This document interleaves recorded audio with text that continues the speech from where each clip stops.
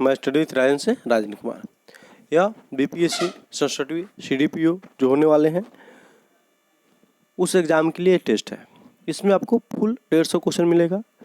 इस टेस्ट का जो लेवल होगा मेरे विचार से मॉडरेट टू हार्ड है। ठीक, easy question, easy to moderate इसको नहीं मानिएगा, मॉडरेट टू हार्ड होगा। और आपका 90 नंबर आते हैं तो ठीक, तो आप 110 के ऊपर है, याद रखिएगा। क्वेश्चन बहुत अच्छा है। क्वेश्चन इसमें आपको नंबर नहीं मिलेगा, लेकिन क्वेश्चन में सेट बनाइएगा तो आपको जानकारी बहुत अधिक मिलेगा। अतः आप लोग पूरा 150 के 150 क्वेश्चन तक रहिए। ठीक, और आप लोग बताइए कि आप लोग का कितना नंबर इसमें आया, अगर आप खुद से बनाए तो। सेट डिस्कशन कैसे लगा ये सब थोड़ा फीडबैक दीजिएगा, ताकि आगे हम सेट सप्ताह में 2 सेट हमेशा डालेंगे। तो आप लोग चैनल से नहीं जुड़े हैं तो जुड़ जाइए। ठीक है दोस्तों, चलिए प्रथम क्वेश्चन क्या कहता है। प्रथम क्वेश्चन हमारा कहता है कि निम्नलिखित में से अवध का अंतिम नवाब कौन था। ठीक, निम्नलिखित में से अवध का नवाब कौन था अंतिम। तो जैसे आप लोगों को पता है कि 1707 में जब औरंगजेब की मृत्यु हो गई तो उसके बाद से छोटे छोटे अनेक राज उभरे, जिसमें अवध, हैदराबाद, कर्नाटक ये सब प्रमुख था। ठीक, तो यहाँ पे आपसे क्वेश्चन क्या पूछा जा रहा है कि अवध का नवाब कौन है। तो यहाँ पे अवध का अंतिम नवाब जो होंगे, आपको जिससे पता है, यहाँ पे पहले आंसर बता दे रहे हैं, वाजिद अली शाह हैं। कौन है? वाजिद अली शाह। अब ये वाजिद अली शाह कैसे? तो 1856 ईस्वी में डलहौजी के द्वारा इनको गद्दी पर से उतार के अवध को क्या कर लिया गया था, ब्रिटिश राज में मिला लिया गया था। तो अवध के अंतिम नवाब हो गए कि नहीं हो गए? हाँ, हो गए। ठीक, वैसे ही जो अन्य ऑप्शन है उस पर हम विचार करेंगे। सभी जो है कभी न कभी अवध के नवाब रह चुके हैं। ये आपको अवध की स्थापना किए थे। ये बुरहान मुल्क जो है वो क्या किए थे, अवध राज का स्थापना किए थे।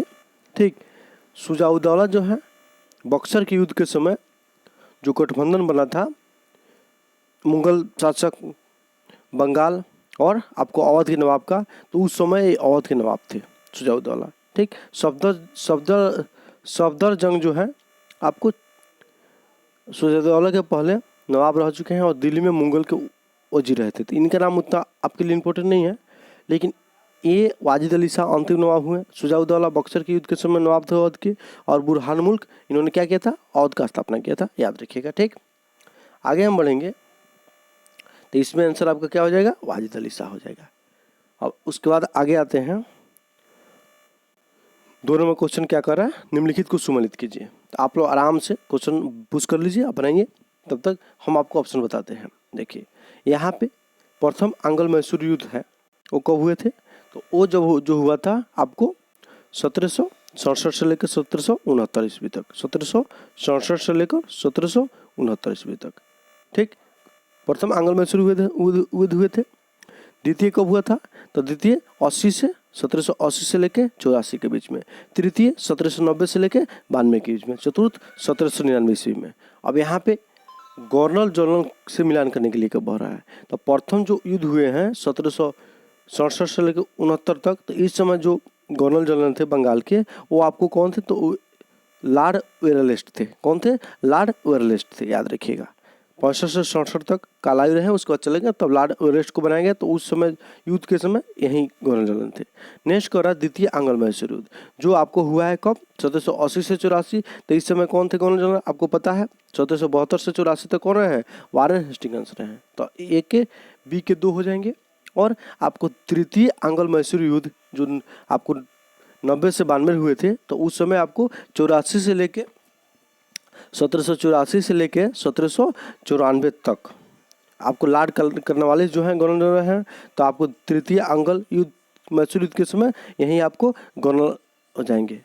नेक्स्ट आते हैं चतुर्थ आंग्ल मैसूर युद्ध जो 1799 में हुआ था। तो इस समय लॉर्ड वेलेस्ली जो गवर्नर नए नए बन के आए थे, तो ये हो जाएंगे 99 से 1799 से लेकर 1804 तक। ठीक, तो ये आपको अब मिलान कर लीजिएगा आराम से। अब देखिए मिलाते हैं, पर एक का एक हो जाएगा, तो एक का एक आपको इसी ऑप्शन में है, नहीं तो ई होगा, नहीं तो ई होगा। ए का 1 है। उसके बाद नेक्स्ट जो आते हैं द्वितीय, बी का 2, सी का 3 और डी का 4, मतलब मिलान कर गया तो आपको आंसर क्या हो जाएगा, ए हो जाएगा। चलिए आगे हम बढ़ते हैं। नेक्स्ट जो है सम्मिलित करने के लिए कह रहा है। यहाँ पे देखिए अवध, क्या क्वेश्चन आपसे पूछा पहले से देखिए। क्वेश्चन आपसे पूछा है कि राज्य और संस्थापक को सम्मिलित कीजिए। तो अवध का संस्थापक कौन है, अभी बताए हैं थोड़ा देर पहले, ठीक है। शहादत खां कहिए या उनको बुरहानुल मुल्क कहिए, ये हो जाएंगे। तो आपको 1 के 4 हो जाएगा। और हैदराबाद का स्थापना कौन किया है, तो हैदराबाद का जो स्थापना किया है वो कौन था, तो मुर्शिद कुली खां था। बंगाल का स्थापना कौन किया है, सॉरी, बंगाल का स्थापना जो किया है, एक मिनट, बंगाल का स्थापना जो किया है वो मुर्शिद कुली खान किया है, ठीक। और हैदराबाद का जो स्थापना किया वो चिनकिलीज खां किए हैं, या आसफ जहाँ भी कह सकते हैं, ठीक है। या निजाम भी इनका नाम था, आसफ जहाँ निजाम या चिनकिलीज खां कहिए। तो इन्होंने हैदराबाद का स्थापना किया। और कर्नाटक का स्थापना कौन किया है, तो सादतुल्ला क्या किए हैं। अब इस तरह से आप ऑप्शन मैच कर सकते हैं। तो अवध के नवाब कौन थे, तो शहादत खां। तो ए का कौन हो जाएगा, 1 का 4 हो जाएगा। 1 का 4 इसी ऑप्शन में है, तो इसको मारिए या ई मारिए, आगे हम देखते हैं मतलब कौन सही हो रहा है, बी सही होगा या ई सही होगा। तो इसमें आपको जो अवध के कौन है, शहादत खां हो गए। और हैदराबाद के आपको, हैदराबाद जो हो जाएंगे आपको चिनकिलीज खां, बी के 3 भी है। सी के बंगाल के 2 मुर्शिद कुली खां हो जाएंगे। और डी का 1 शहादतुल्ला खां कर्नाटक के। तो आपको मैच करके बी, तब बी ऑप्शन इसमें सही हो जाएगा। चलिए आगे हम बढ़ेंगे। निम्नलिखित में से किसने 1857 के विद्रोह को एक संयंत्र कहा है। निम्नलिखित जो ऑप्शन है उसमें से किसने 1857 के विद्रोह को संयंत्र कहा है। तो ये बोले थे आपको हिंदू मुस्लिम संयंत्र करके बोले थे जेम्स आउट्रम और टेलर। तो इसका आंसर तो बी हो जाएगा। और सीले और लॉरेंस जो हैं उन्होंने क्या बोला था, ये जो है सीले और लॉरेंस जो हैं ये क्या बोले थे, तो ये बोले थे आपको यह 1857 का विद्रोह जो है वो सैनिक विद्रोह है, ठीक। और T.R. होम्स जो है इन्होंने क्या बोला, यह बोला कि यह बर्बरता और सभ्यता के बीच युद्ध है, ठीक। उसी तरह से बिंजाइली डिजायरली जो थे, जो इंग्लैंड के निवासी थे, अंग्रेज थे, उन्होंने क्या कहा, 1857 का विद्रोह एक राष्ट्रीय विद्रोह है और भारत का प्रथम स्वतंत्रता संग्राम है। यह कौन बोले थे, तो यह बी.डी. सावरकर अपने पुस्तक में बोले थे, ठीक। ये बात आप लोग याद रखिएगा। तो इसका आंसर क्या हो जाएगा, 4 का बी आंसर हो जाएगा, ठीक। नेक्स्ट आते हैं 5 नंबर। 5 नंबर क्वेश्चन क्या कहता है, 5 नंबर क्वेश्चन कह रहा है कि 18वें दशक में, सॉरी 18 कह रहा है, 18वें दशक में भारत में लड़े गए युद्ध का निम्नलिखित में से सही कालक्रम कौन है। तो देखिए 3 युद्ध है इसमें, वांडीवास, बक्सर, अंबर, प्लासी। इसी को आपको सजा देना है। वांडीवास युद्ध, बक्सर युद्ध, उसके बाद आपको अंबर युद्ध है, प्लासी युद्ध है, इसको अरेंज कर देना है। तो सबका डेट हम पहले बता देते हैं, उसके बाद आप लोग अरेंज कर लीजिएगा। तो वांडीवास का जो युद्ध है, ये युद्ध हुआ था अंग्रेज और फ्रांसीसी के बीच में। कब, तो 1760 ईस्वी में। यह निर्णायक युद्ध था। इसके बाद ही फ्रांसीसी शक्ति का भारत में पतन हो गया, ठीक। तो ये आपको वांडीवास का युद्ध आपको पता चल गया 1760 ईस्वी में। बक्सर का जो युद्ध है वो आपको कब हुए हैं, तो 1764 ईस्वी में हुआ है, ठीक, याद रखिएगा। नेक्स्ट जो है आपको अंबर युद्ध। अंबर का युद्ध जो है यह युद्ध हुआ है आपको, अंबर का युद्ध जो हुआ है आपको कब हुआ है, तो यह युद्ध आपको हुआ है 1749 ईस्वी में, ठीक। अब ये अंबर का युद्ध के बारे में थोड़ा बताते हैं। ये जब दूसरा आंग्ल फ्रांसीसी युद्ध, मतलब अंग्रेज फ्रांसीसी युद्ध हो रहा था, उसी में अंबर का युद्ध हुआ था, ठीक। तो आपको अंबर का युद्ध कब होगा, दूसरा अंग्रेज और फ्रांसीसी युद्ध में, मतलब दूसरा कर्नाटक युद्ध कहिए या दूसरा अंगाल फ्रांसीसी युद्ध कहिए, मतलब अंग्रेज फ्रांसीसी युद्ध कहिए या द्वितीय कर्नाटक युद्ध कहिए। तो द्वितीय कर्नाटक युद्ध जो हुआ है 1749 ईस्वी से 54 के बीच में हुआ है, और उसी में अंबर का युद्ध हुआ था जो 49 में हुआ था। तो इसका डेट कब होगा, 1749 ईस्वी में। और उसके बाद आइए प्लासी का युद्ध, आपको जैसे पता है अंग्रेज और बंगाल के नवाब जो थे कौन थे, तो सिराजुद्दौला, उनके बीच हुआ था। तो यह युद्ध हुआ था 1757 ईस्वी में। अब अरेंज कर जाएगा। तो सबसे पहले जो घटना होगा वो अंबर का युद्ध होगा। अब देखिए अंबर का युद्ध कहाँ है, तो बी में है, सी में है। उसके बाद का घटना जो होगा प्लासी का युद्ध होगा। देखिए प्लासी का बी वाला, अब बी वाला आंसर हम लोग सही जा रहे हैं।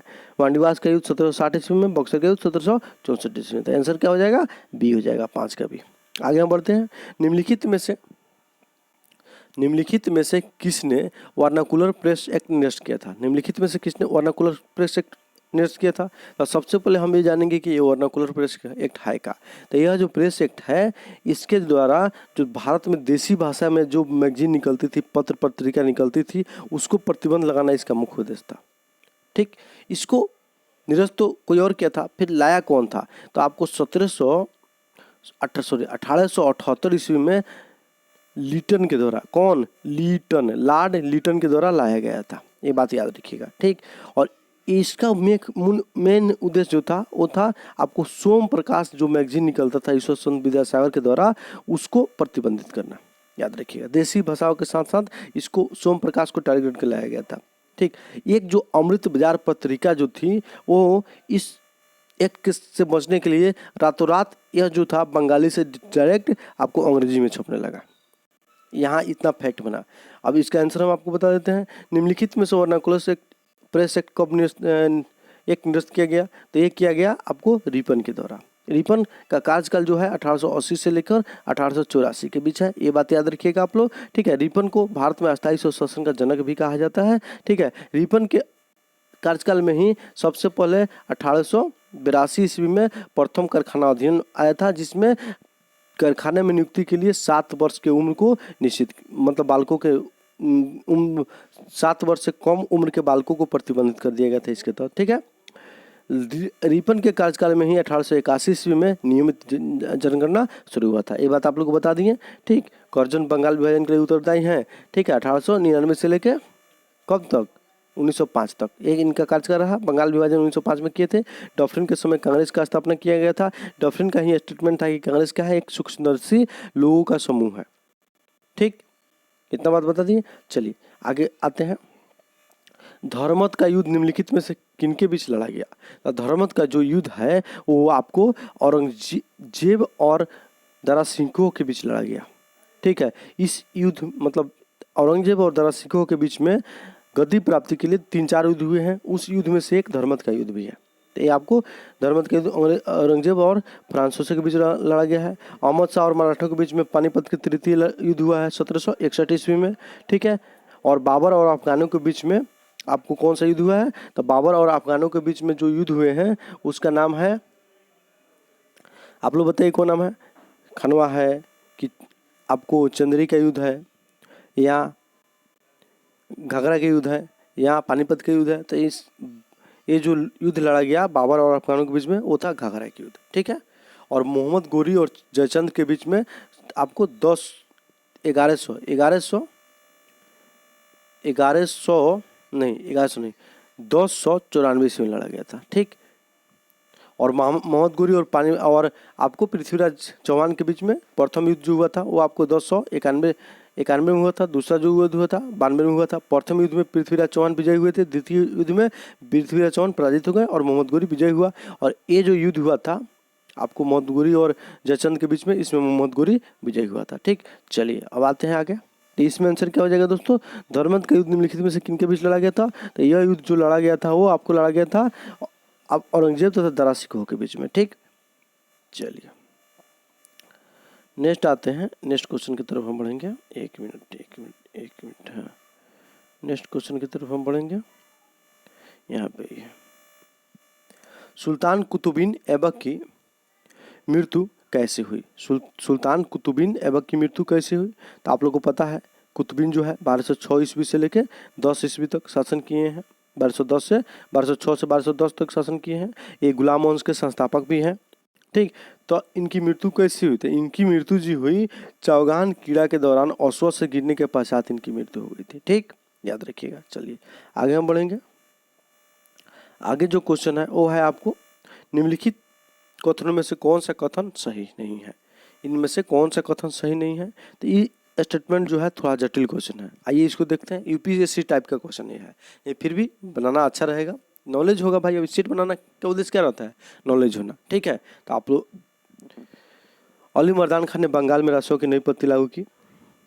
महाराणा रणजीत सिंह ने लाहौर में तोपों के निर्माण के लिए ढलाई स्थापित किया, ठीक। ये आपको स्टेटमेंट सही है। तोप के निर्माण के लिए इन्होंने आधुनिक ढलाई स्थापित किया था। ढलाई केंद्र मतलब तोप बनाने का कार्य करते थे। अम्बेर में स्वाई जैन सिंह ने यूक्लिड की रेखा गणित के तत्वों का संस्कृत में अनुवाद किया, बिल्कुल सही है। मैसूर में टीपू सुल्तान ने सिंगेरी मंदिर में देवी शारदा के मूर्ति के निर्माण के लिए धन दिया था, बिल्कुल सही है। ये स्टेटमेंट तो प्रसिद्ध है, ये भी प्रसिद्ध है, ठीक है, ये भी सही है। इसमें आपको ए वाला गलती है कि अली मर्दान खान ने बंगाल में राजस्व की नई पद्धति की प्रारंभ किया था। ठीक, ये बात याद रखिएगा। तो आंसर क्या हो जाएगा, कौन सा क्वेश्चन सही नहीं है, तो ए सही नहीं है। चलिए नेक्स्ट आते हैं 10 नंबर में। 10 नंबर क्वेश्चन क्या कहता है कि प्राचीन भारत में निम्नलिखित ग्रंथों में से किसमें पति द्वारा परित्यक्त पत्नी के लिए विवाह विच्छेदन की अनुमति दी गई थी। मतलब पति किसी पत्नी को छोड़ देता है तो वो आपको विवाह तोड़ सकता है। तो ये बोला गया है अर्थशास्त्र में, ये बात याद रखिएगा। किस में बोला गया है, अर्थशास्त्र में बोला गया है। ठीक है, चलिए आगे हम बढ़ेंगे, 11 नंबर क्वेश्चन की तरफ बढ़ेंगे। तो नाचिकेत और एयम के बीच सुप्रसिद्ध संवाद निम्नलिखित है। मतलब नाचिकेत और एयम के बीच में जो संवाद हुआ था वो किस उपनिषद में मिलने को देखने को हम लोग को मिलता है।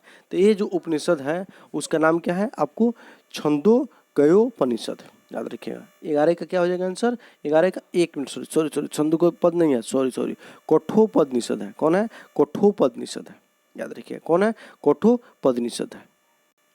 ठीक, इसमें नाचिकेता और एयम के बारे में उल्लेख मिलता है। उसके बाद आते हैं हम नेक्स्ट कुछ उपनिषद के बारे में चर्चा करते हैं। जो आपको जवालोपनिषद है उसमें 4 धर्मों का उल्लेख है, 4 धर्म नहीं, आश्रम का उल्लेख है। ठीक, और मुंडूक में जो है आपको सत्यमेव जयते नामक शब्द का उल्लेख है। चलिए आगे हम बढ़ेंगे। नेक्स्ट क्वेश्चन है, यहाँ पे जो क्वेश्चन आपको मिलेगा देखने के लिए 12 नंबर क्वेश्चन में है क्या, तो महायान बौद्ध धर्म में बोधिसत्व अवलोकितेश्वर को और किस नाम से जानते हैं। तो महायान बौद्ध धर्म, जैसे आपको पता है एक हीनयान शाखा था, एक महायान शाखा था। इन लोगों के मतलब हीनयान के अधीन भी बहुत सारे शाखा बढ़ गए थे, महायान के अंतर्गत भी बहुत अलग शाखा, बहुत मतलब शाखा बढ़ गए थे। उसमें आपको बताना है कि महायान बौद्ध धर्म में बोधिसत्व अवलोकितेश्वर को और किस नाम से जाना जाता है। तो इनका नाम क्या है, पद्म पाणि, याद रखिएगा क्या नाम है, पद्म पाणि, ये बात याद रखिएगा। ठीक, बुद्ध का जो कल्कि और अवतार होगा, नेक्स्ट जो अवतार होगा वो मैत्रेय के रूप में होगा, ये बात याद रखिएगा। ठीक, चलिए नेक्स्ट आते हैं, इसको सुमिलित करना है। ये जो है ग्रंथकार है और मूल ग्रंथ है, इसको आपको क्या करना है, ये नाम ग्रंथ लिखने वाले हैं, ग्रंथ का नाम है, तो इसको आपको क्या करना है, सुमिलित करना है। तो यहाँ पे देखिए, आप लोग खुद बता दीजिए आंसर क्या होगा। क्वेश्चन आप लोग को दिखा देते हैं यहाँ, तो हम तो बता भी करेंगे। तो यहाँ पे आते हैं, सबसे पहले जो देखेंगे हम लोग वाराम विहार। वाराम विहार का कौन सा पुस्तक है, तो इसमें जो वाराम विहार का पुस्तक होगा वो कौन सा होगा, आप लोग बताइए कौन सा होगा। यहाँ पे 1 मिनट हम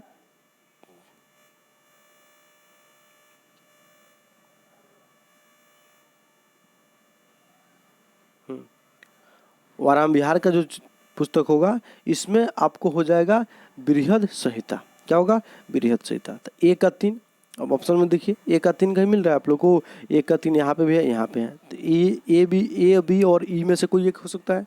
तो राम विहार क्या हो जाएगा, बृहद संहिता हो जाएंगे। उसके बाद विशाख दत्त आते हैं। तो विशाख दत्त जो है आपको पुस्तक लिखे हैं देवी चंद्रगुप्तम। कौन सा पुस्तक लिखे हैं, देवी चंद्रगुप्तम।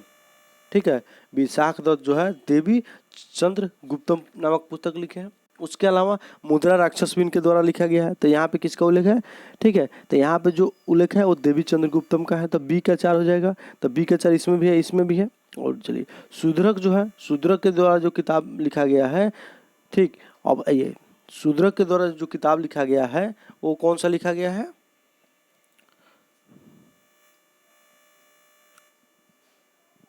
शूद्रक के द्वारा जो किताब लिखा गया सी नंबर में वो होगा मृच्छकटिकम। ये फेमस किताब है इनका, याद रखिएगा। शूद्रक के द्वारा किताब लिखा गया मृच्छकटिकम, ये बहुत फेमस किताब है। उसके बाद नेक्स्ट आते हैं बिल्हण के द्वारा जो किताब लिखा गया है वो है विक्रमादेव चरित्रम। ठीक, ये बात याद रखिएगा। तो इस तरह से आंसर क्या हो जाएगा, बी हो जाएगा। ठीक, प्रबंध चिंतामणि जो एक किताब है उसको लिखे हैं मेरुतुंगाचार्य। कौन लिखे हैं, मेरुतुंगाचार्य। तो 5 किताब का नाम, लेखक का नाम हम बता दिए। तो यहाँ पे आंसर क्या हो जाएगा, इसका बी आंसर हो जाएगा। ठीक, नेक्स्ट जो आते हैं हम लोग, नेक्स्ट आता है निम्नलिखित व्यक्तियों में भारत में किसी न किसी समय आए हैं, उनके आगमन का क्रम आप लोग को बताना है। मतलब पहले जो आए हैं उसको पहले रखना है, या बाद में आए हैं उनको बाद में रखना है। तो इनमें सबसे पहले चंद्रगुप्त मौर्य के दरबार में मेघास्थिर रहते थे। तो सबसे पहले 3 वाले ही आए हैं। तो आपको बी और ए आंसर है। यहाँ पे देखिए कौन होगा, और एक में से कोई एक हो सकता है। तो मेगास्थनीन पहले आए हैं, उसके बाद जो है आपको आने वाले हैं आपको फहियान। फहियान जो है आपको आए हैं चंद्रगुप्त द्वितीय के दरबार में 1700, ठीक है। चंद्रगुप्त द्वितीय के समय आपको फहियान आए थे, और चंद्रगुप्त द्वितीय का जो कार्यकाल है वो आपको 380 ईस्वी से लेकर 415 ईस्वी तक, याद रखिएगा। चंद्रगुप्त जो है आपको गुप्त वंश के शासक हैं। और उसके बाद हम आते हैं, तो उसके बाद हैंसंग आए हैं। हैंसंग जो आए थे वो हर्षवर्धन के शासनकाल में आए थे, ठीक है। हैंसंग जो है आपको यहाँ पे भारत में रहे थे 629 से लेकर 645 के बीच में रहे थे, ठीक। लगभग में ये 16 साल तक भारत में रहे हैं, और 7वीं शताब्दी में इत्सिंग आए हैं। तो यहाँ पे हो जाएगा 3 1 4 2, मतलब 31 42 आंसर ये है, तो बी आंसर सही हो गया, ठीक। आगे हम बढ़ेंगे नेक्स्ट क्वेश्चन की तरफ। नेक्स्ट क्वेश्चन जो है मेरा वो है भारत में निम्नलिखित के आने का सही कालक्रम क्या है। तो देखिए यहाँ पे भारत में इनका कालक्रम देखना है, तो सबसे पहले जो आएंगे उसको रखेंगे, बाद में आएंगे उसको रखेंगे। तो सबसे पहले आप जानते हैं कि हड़प्पा संस्कृति से हम लोग के इतिहास के बारे में पता चलता है थोड़ा बहुत। तो नगर संस्कृति उस समय थी, तो नगर संस्कृति भारत में सबसे पहले आया, ठीक है। लोहे का हल तो बाद में आया है, ठीक। आपको 6 ईसा पूर्व के आसपास में लोहा का हल आया है। उसके पहले हम लोग यहाँ सबसे पहले जो आया आपको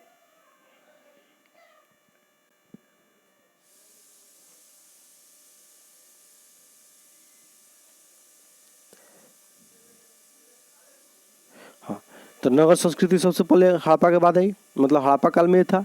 हड़प्पा काल का जब पतन हुआ तो आपको हड़प्पा काल का जब पतन हुआ तो उसके बाद में लोहा 6वीं शताब्दी ईसा पूर्व में आया, ठीक है। इसके बाद आपको चांदी का सिक्का जारी हुआ, तब सोने का सिक्का हुआ। तो सबसे पहले नागर संस्कृति हो जाएगा, मतलब नगर संस्कृति हो जाएगी 4 नंबर। उसके बाद लोहा 6वीं शताब्दी के ईसा पूर्व में इसका प्रयोग शुरू हो गया, तो 3 हो जाएगा। तब आपको आहत मुद्रा आया 2 वाला, तो सोने का सिक्का आया 1 वाला। तो इसका क्या आंसर हो जाएगा, इसका हो जाएगा आपको 15 का डी आंसर हो जाएगा, ठीक। चलिए निम्नलिखित युगों में से सही सम्मिलित कीजिए। यहाँ पे जो है कौन सा सही है उसको बताना है। तो जैसे आप लोग को बताया है कि मृच्छकटिकम जो है वो कौन लिखे हैं, मृच्छकटिकम जो है कौन लिखे हैं, अभी थोड़ा देर पहले हम आप लोग को बताए थे। तो इसको लिखने वाले जो थे, यहाँ पे देखिए क्या बताए थे आप लोग को हम ऑप्शन में। तो मृच्छकटिकम कौन लिखे हैं, शूद्रक लिखे हैं, तो वहाँ पे सही है, ठीक। मृच्छकटिकम शूद्रक सही है। उसके बाद 1 मिनट क्वेश्चन का, हाँ मृच्छकटिकम शूद्रक सही है। भूत चरित्र जो है आपको वसुबंधु के द्वारा नहीं लिखा गया है, ठीक है। भूत चरित्र जो है अश्वघोष के द्वारा लिखा गया है, ये बात याद रखिएगा। तो ये एक गलत है, ये सही है। मुद्रा राक्षस जो है आपको विशाख दत्त के द्वारा लिखा गया है, ये आपको सही है, ठीक। और विशाख दत्त एक और किताब लिखे हैं, उनका नाम क्या है, तो वो है आपको देवी चंद्र गुप्तम, ठीक। तो आपको बी और सी सही हो गए। हर्षचरित जो है आपको बाणभट्ट के द्वारा लिखा गया था, हर्षचरित जो है बाणभट्ट के द्वारा लिखा गया है। तो यहाँ पे आपको ए और बी सही है। तो सही सम्मिलित कौन है, तो सही सम्मिलित में ए और सी डी, ए सी डी सही है। तो इसका आंसर क्या हो जाएगा, ई हो जाएगा। सूर्य का क्या आंसर हो जाएगा, तो ई हो जाएगा, ठीक। क्योंकि सही सम्मिलित पूछता है और गलत सम्मिलित पूछता है, तो आपका आंसर क्या हो जाएगा, आपको बी, ठीक। चलिए आगे हम बढ़ते हैं। प्राचीन भारत में निम्नलिखित पुस्तकों में से किस एक में शुंग राजवंश के संस्थापक के पुत्र की प्रेम कहानी मिलती है। ये जो पुस्तक का नाम हो जाएगा वो आपको हो जाएगा 17 नंबर का जो आंसर हो जाएगा वो आपको हो जाएगा, इसमें हम समझाते हैं बढ़िया से, पहले आंसर बता देते हैं। इसमें हो जाएगा आपको मालविका अग्निमित्रम, ठीक। अब देखिए ये जो पुस्तक लिखे हैं कालिदास के द्वारा लिखा गया, याद रखिएगा। इसमें मालवा जो देश है कि राजकुमारी मालविका तथा विदिशा के जो राजा थे अग्निमित्रम का प्रेम और उनके विवाह का वर्णन मिलता है। तो जो आपको अग्निमित्र है शुंग वंश के शासक हैं, तो शुंग वंश के संस्थापक के पुत्र की प्रेम कहानी यहाँ पे मिलती है किसमें, तो मालविका अग्निमित्र में, जिसको लिखे कौन है, कालिदास के द्वारा लिखा गया है। उसके बाद आपको कुछ पुस्तक है रत्नावली जो पुस्तक है उसको लिखे हैं हर्षवर्धन। कौन लिखे हैं, हर्षवर्धन। प्रियदर्शिका, रत्नावली, नागानंद, ये सभी पुस्तक कौन लिखे हैं, आपको हर्षवर्धन के द्वारा लिखा गया है। स्वप्न दाता जो है उसको भास के द्वारा लिखा गया है, ठीक है। इसमें आपको राजा उदयन के द्वारा स्वप्न में मतलब सपना में राजा उदयन जो थे उनके सपना में वह स्वादाता के दर्शन पर आधारित कहानी है ये।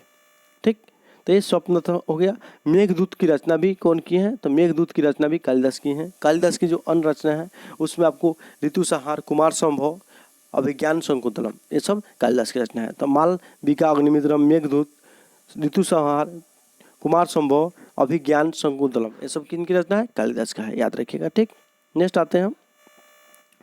नेक्स्ट जो है, भारत में विदेशियों का आगमन का सही कलम कौन है? तो देखिए यहाँ पे आप लोग सबसे पहले जो विदेशी आए हैं, जैसे हम लोग पढ़ते हैं उसमें आर्य को नहीं दिखाई देता है, लेकिन सबसे पहले जो विदेशी हैं वो आर्य हैं।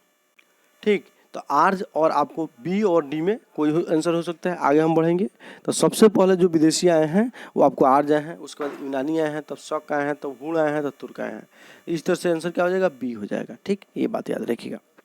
नेक्स्ट आते हैं सौर।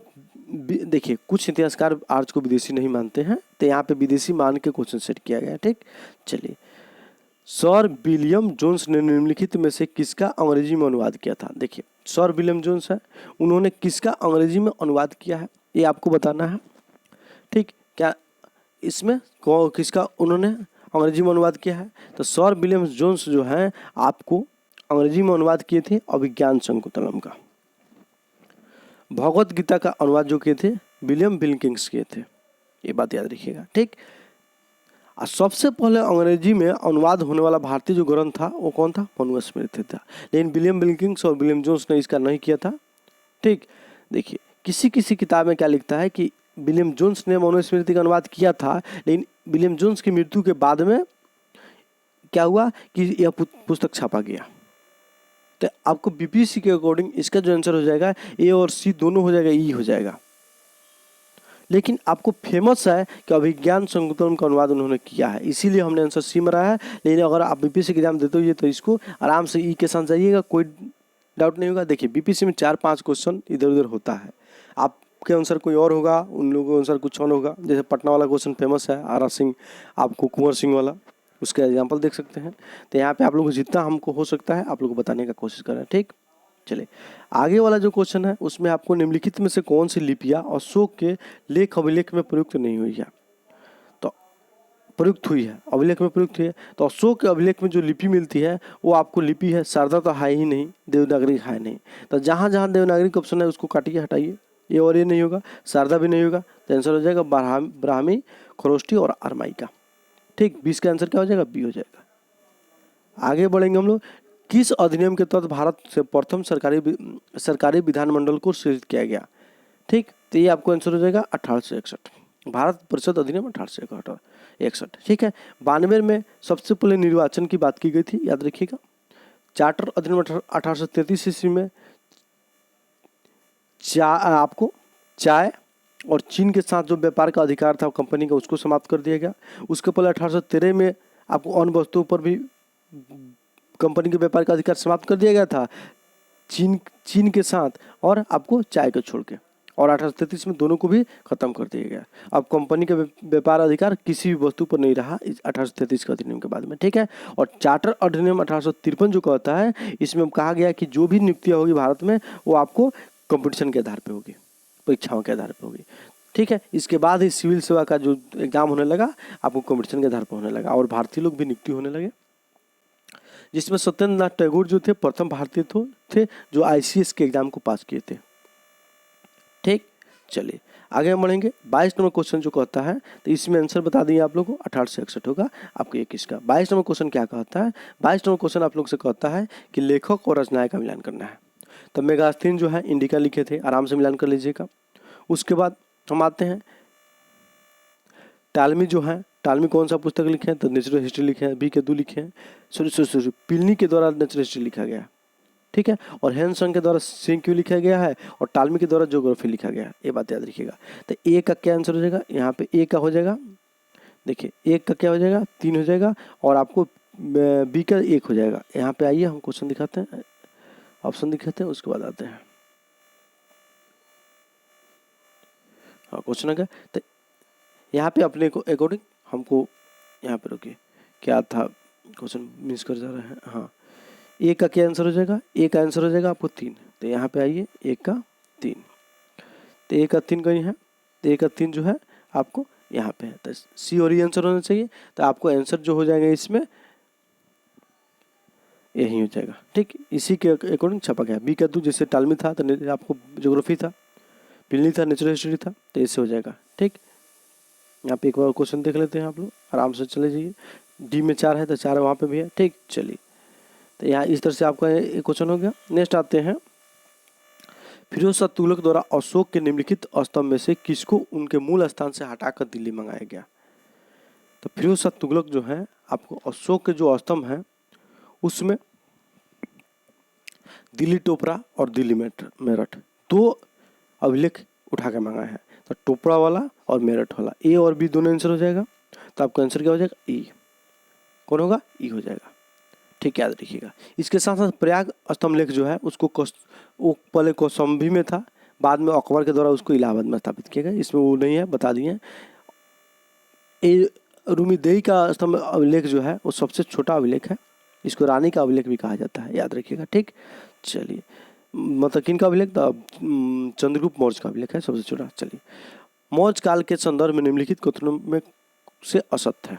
मौर्य काल के संदर्भ में निम्नलिखित में से कौन सा कथन असत्य है। तो कौटिल्य ने राजा को धर्म प्रवर्तक कहा, शीर्षत अधिकारी तीर्थ कहलाते थे, पौन या 3 या 4 तोले का सोना का सिक्का होता था, समर्था राजकीय कोष का संरक्षक होता था। अब इसमें बताना है कौन इसमें आपको असत्य है। तो इसमें जो है शीर्ष अधिकारी जो होते थे आपको तीर्थ कहा जाता था। बी सही है। क्या है, बी सही है कि शीर्षत जो अधिकारी थे, शीर्षत अधिकारी है जो, हाँ, तो मौर्य काल में शीर्षत अधिकारी जो होते थे वो तीर्थ होते थे, ये सही है। यहाँ पे बी सही है।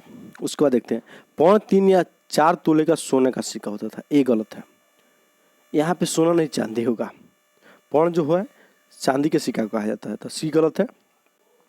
नेक्स्ट जो है आपको राजकीय कोष का संरक्षक जो होता था वो शनि धाता होता था, समहारता नहीं, शनि धाता होता था। ये बात याद रखिएगा। समर्था जो है वो आय का संरक्षक होता था, राजकीय कोषागार का नहीं। तो आपको सी और डी गलत है। कौटिल्य ने राजा को धर्म प्रवर्तक मतलब धर्म को लागू करने वाला कहा, तो ये आपको सही है। तो ए और बी सही है, सी और डी गलत है। तो आंसर क्या होगा, ई आंसर हो जाएगा इसमें। ठीक, चलिए, निम्नलिखित में से कौन सा कवि चंद्रगुप्त द्वितीय के दरबार में था। अब देखिए, यहाँ पे चंद्रगुप्त द्वितीय के दरबार में जिनका कार्यकाल आपको 380 से 415 तक रहा है, इनमें हम देखेंगे कि इनके दरबार में नवरत्न रहा करते थे। कौन, नवरत्न रहा करते थे। ठीक, अब यहाँ पे कवि पूछ रहा है, तो कवि में आपको कालिदास आंसर हो जाएगा। ठीक है, उसके साथ अमर सिंह, ये भी उनके दरबार में रहते थे। उसके अलावा आपको यही 2 आदमी इनके दरबार में रहते थे, और आपको वीरसेन और हरिसेन इनके दरबार में नहीं रहते थे। हरिसेन जो थे वो आपको समुद्रगुप्त के दरबार में रहते थे। ठीक, तो ए और डी आंसर हो जाएगा, मतलब ई आंसर हो जाएगा। 25 का क्या आंसर हो जाएगा, 25 का ई आंसर हो जाएगा। ठीक, 25 का ई आंसर हो जाएगा, याद रखिएगा, कालिदास और अमर सिंह। अब इनके नवरत्न कौन कौन थे, तो आप लोग जैसे धन्वंतरी थे जो चिकित्सक थे, श्रपनक में थे, अमर सिंह में थे, शंकु थे, खटक अस्परा भी थे, कालिदास थे।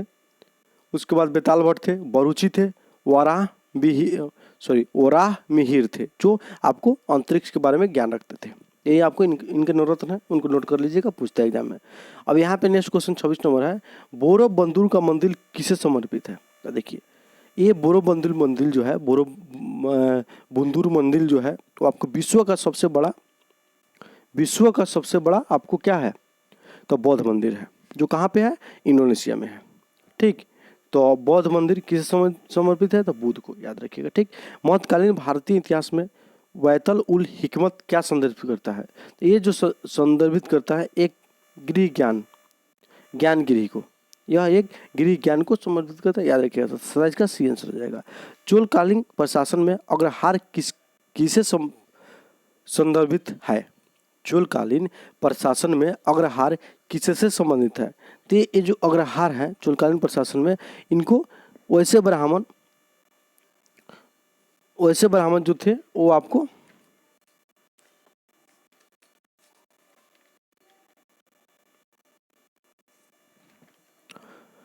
जो लगान मुक्त भूमि में रहते थे, इसमें आ जाएगा अग्रहार उनका हो जाएगा। ठीक है, चोल काल के समय सबसे फेमस जो है वो आपको एक उत्तर मेरू का अभिलेख याद रखिएगा, जो अस्थायी स्वशासन यानी ग्रामीण शासन के बारे में बताता है, याद रखिएगा। ठीक, चोल वंश का संस्थापक कौन है? विजयालय है। ठीक, यहाँ पे दो शासक राजेंद्र प्रथम और राजराज प्रथम, इसके बारे में थोड़ा सा हम बताते हैं आप लोग को।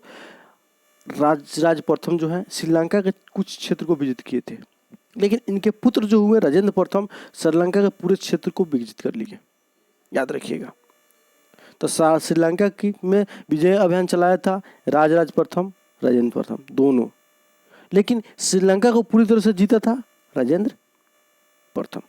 ठीक, इन्होंने गंगा के मैदान को क्षेत्र को विकसित करके गंगाइडपुरम नामक स्थान भी बनाया था। ठीक, ये बात आप लोग याद रखिएगा। चलिए आगे हम आएंगे, क्या है 29वां क्वेश्चन, रजिया का विश्वास पात्र अमीर याकूत कहाँ का निवासी था?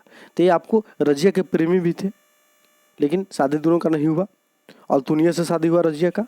रजिया जो है भारत का प्रथम महिला शासिका थी।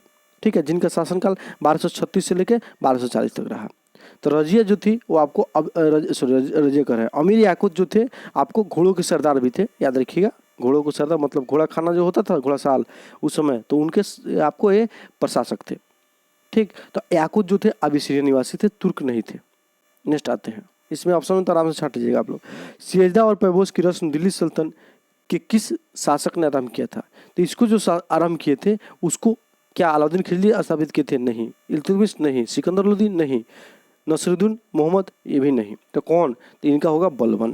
कौन? बलबन। कौन शुरू किया था? बलबन। बलबन का बचपन नाम क्या था? बहाउद्दीन था। ठीक है, तुर्क के चिलगानी जिसका स्थापना इल्तुतमिश के द्वारा की गई थी उसको बलबन ने खत्म कर दिया, और सियजदा एवं पैबोस के रस्म को शुरू किया था बलबन। तो आंसर क्या हो जाएगा? ई हो जाएगा। ठीक, चलिए नेक्स्ट आते हैं, ब्रिटिश जनरल जिसने हैदर अली को पोटनोवा के युद्ध में हराया था। यह जो युद्ध था द्वितीय कर्नाटक युद्ध 1880 से 84 के बीच में ये लड़ा गया था। यह युद्ध 1780 से 84 के बीच में द्वितीय कर्नाटक नहीं, आपको द्वितीय आंग्ल मैसूर युद्ध के बीच में लड़ा गया था, जो आपको 1800 कब लड़ा गया था?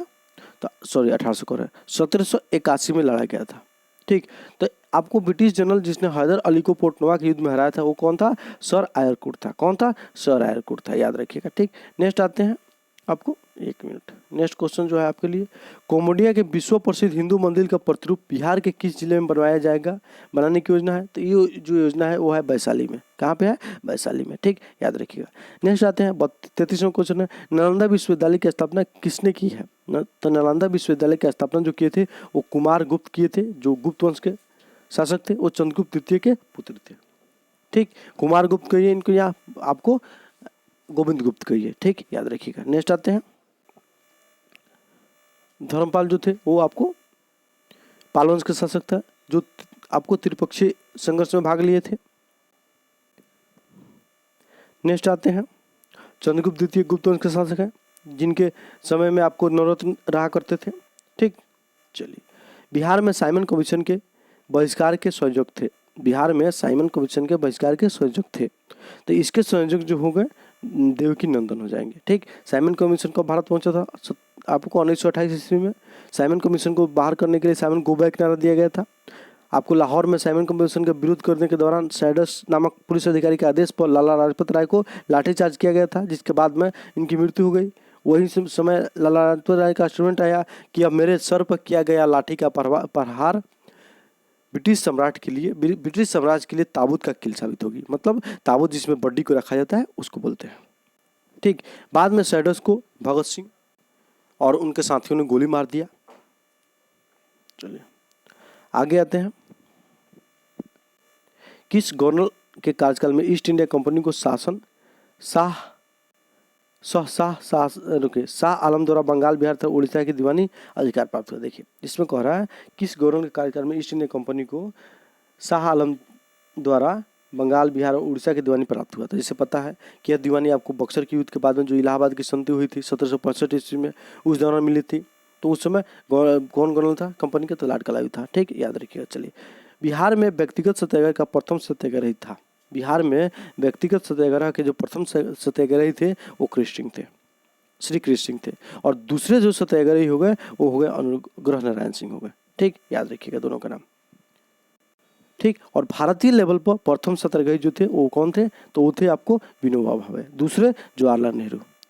ठीक, चलिए नेक्स्ट आते हैं भारत छोड़ो। आपको व्यक्तिगत सत्याग्रह के दौरान ही दिल्ली चलो नारा दिया गया था महात्मा गांधी के द्वारा, और उसके पहले सुभाष चंद्र बोस के भी द्वारा नारा दिया गया सिंगापुर से, तो ये अलग है, ये अलग है। ठीक, चलिए भारत छोड़ो आंदोलन जो है के क्रम में पटना सचिवालय गोलीकांड कब हुआ था। आपको पता है कि भारत छोड़ो आंदोलन के क्रम में पटना सचिवालय गोलीकांड हुआ था, जिसमें 7 वीर छात्र शहीद हो गए थे। ये गोलीकांड जो हुआ था कैप्टन के जो थी पटना के जो उस समय गवर्नर थे आर्चर, उनके आदेश पर हुआ था।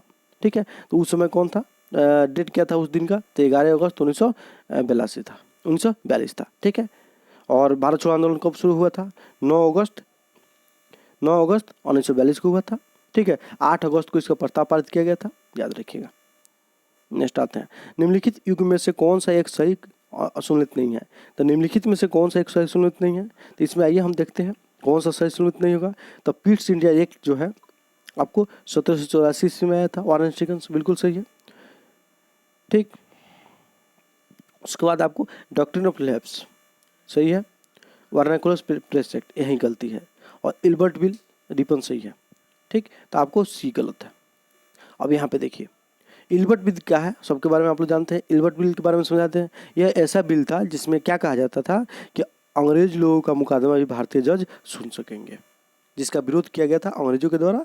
तो इल्बर्ट बिल विवाद में बदल गया, जिसको हम लोग इल्बर्ट बिल विवाद के नाम से भी जानते हैं। ठीक है, इल्बर्ट बिल को रिपन के द्वारा लिया गया था। इसी बिल के विवाद के कारण रिपन को भारत में त्यागपत्र भी देकर लौटना पड़ा था। ठीक, चलिए निम्नलिखित में से किसने 1857 की क्रांति को राष्ट्रीय विद्रोह की संज्ञा दी थी, जिससे पिछले डिस्कस कराए वहाँ पे बता भी किए कि बेंजामिन डिज़रायली के द्वारा यह नाम दिया गया था। ठीक, और लॉरेंस सैनिक विद्रोह कहे थे, बीडी से आकर प्रथम स्वतंत्रता संग्राम कहे थे। ठीक, ब्रिटिश सरकार ने किस अधिनियम ने सबसे पहली बार भारत में शिक्षा के लिए 1 लाख रुपया खर्च करने का प्रावधान किया था, वो था आपको 1813 का अधिनियम, याद रखिएगा। ये भी शिक्षा से संबंधित था, जिसमें ब्रिटिश डिस्पैच जो था विश्वविद्यालय से संबंधित था।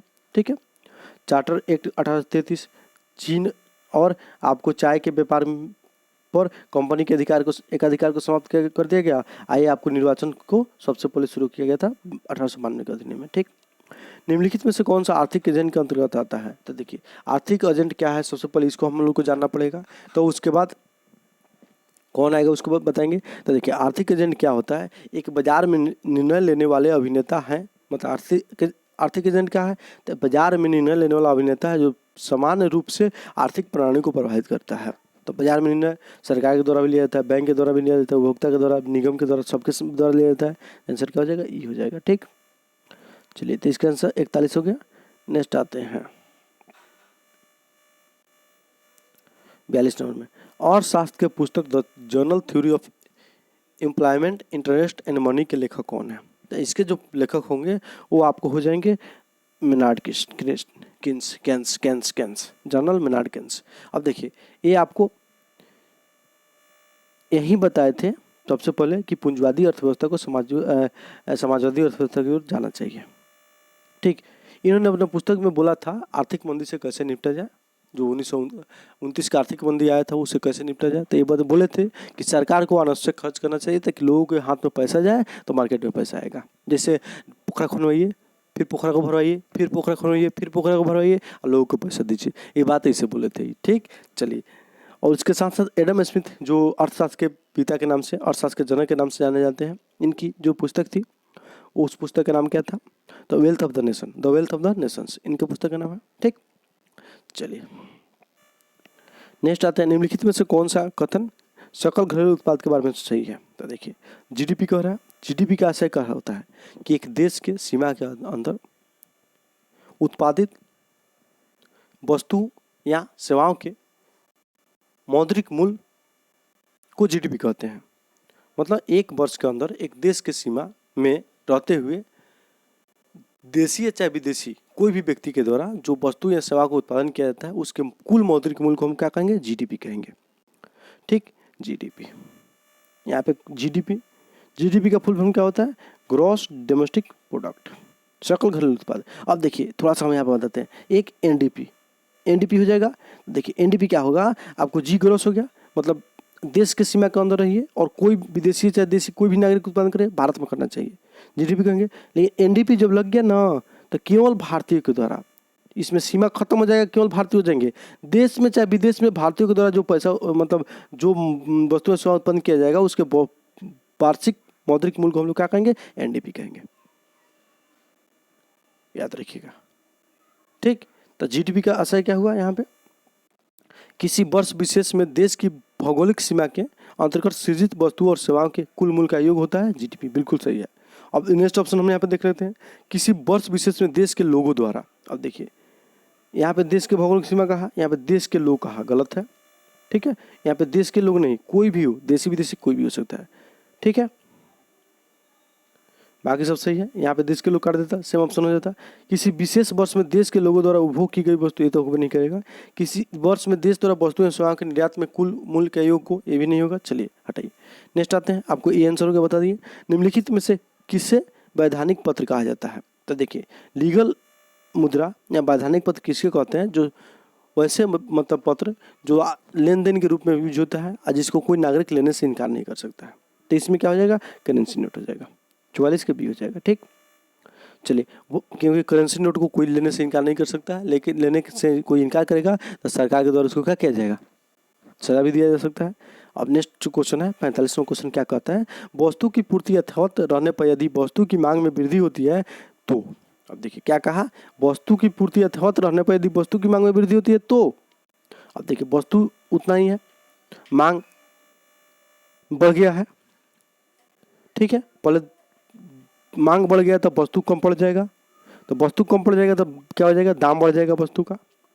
ठीक है, इतना निष्कर्ष यहाँ निकला हमारा। लेकिन ऑप्शन है नहीं उस टाइप का। ऑप्शन क्या है, तो कीमत में गिरावट आ जाएगी। ये तो बिल्कुल गलत है, बिल्कुल गलत है, क्योंकि वस्तु जब कम हो जाएगा, मतलब जितना मांग है उससे कम वस्तु है, तो वस्तु का दाम तो बढ़ जाएगा ना।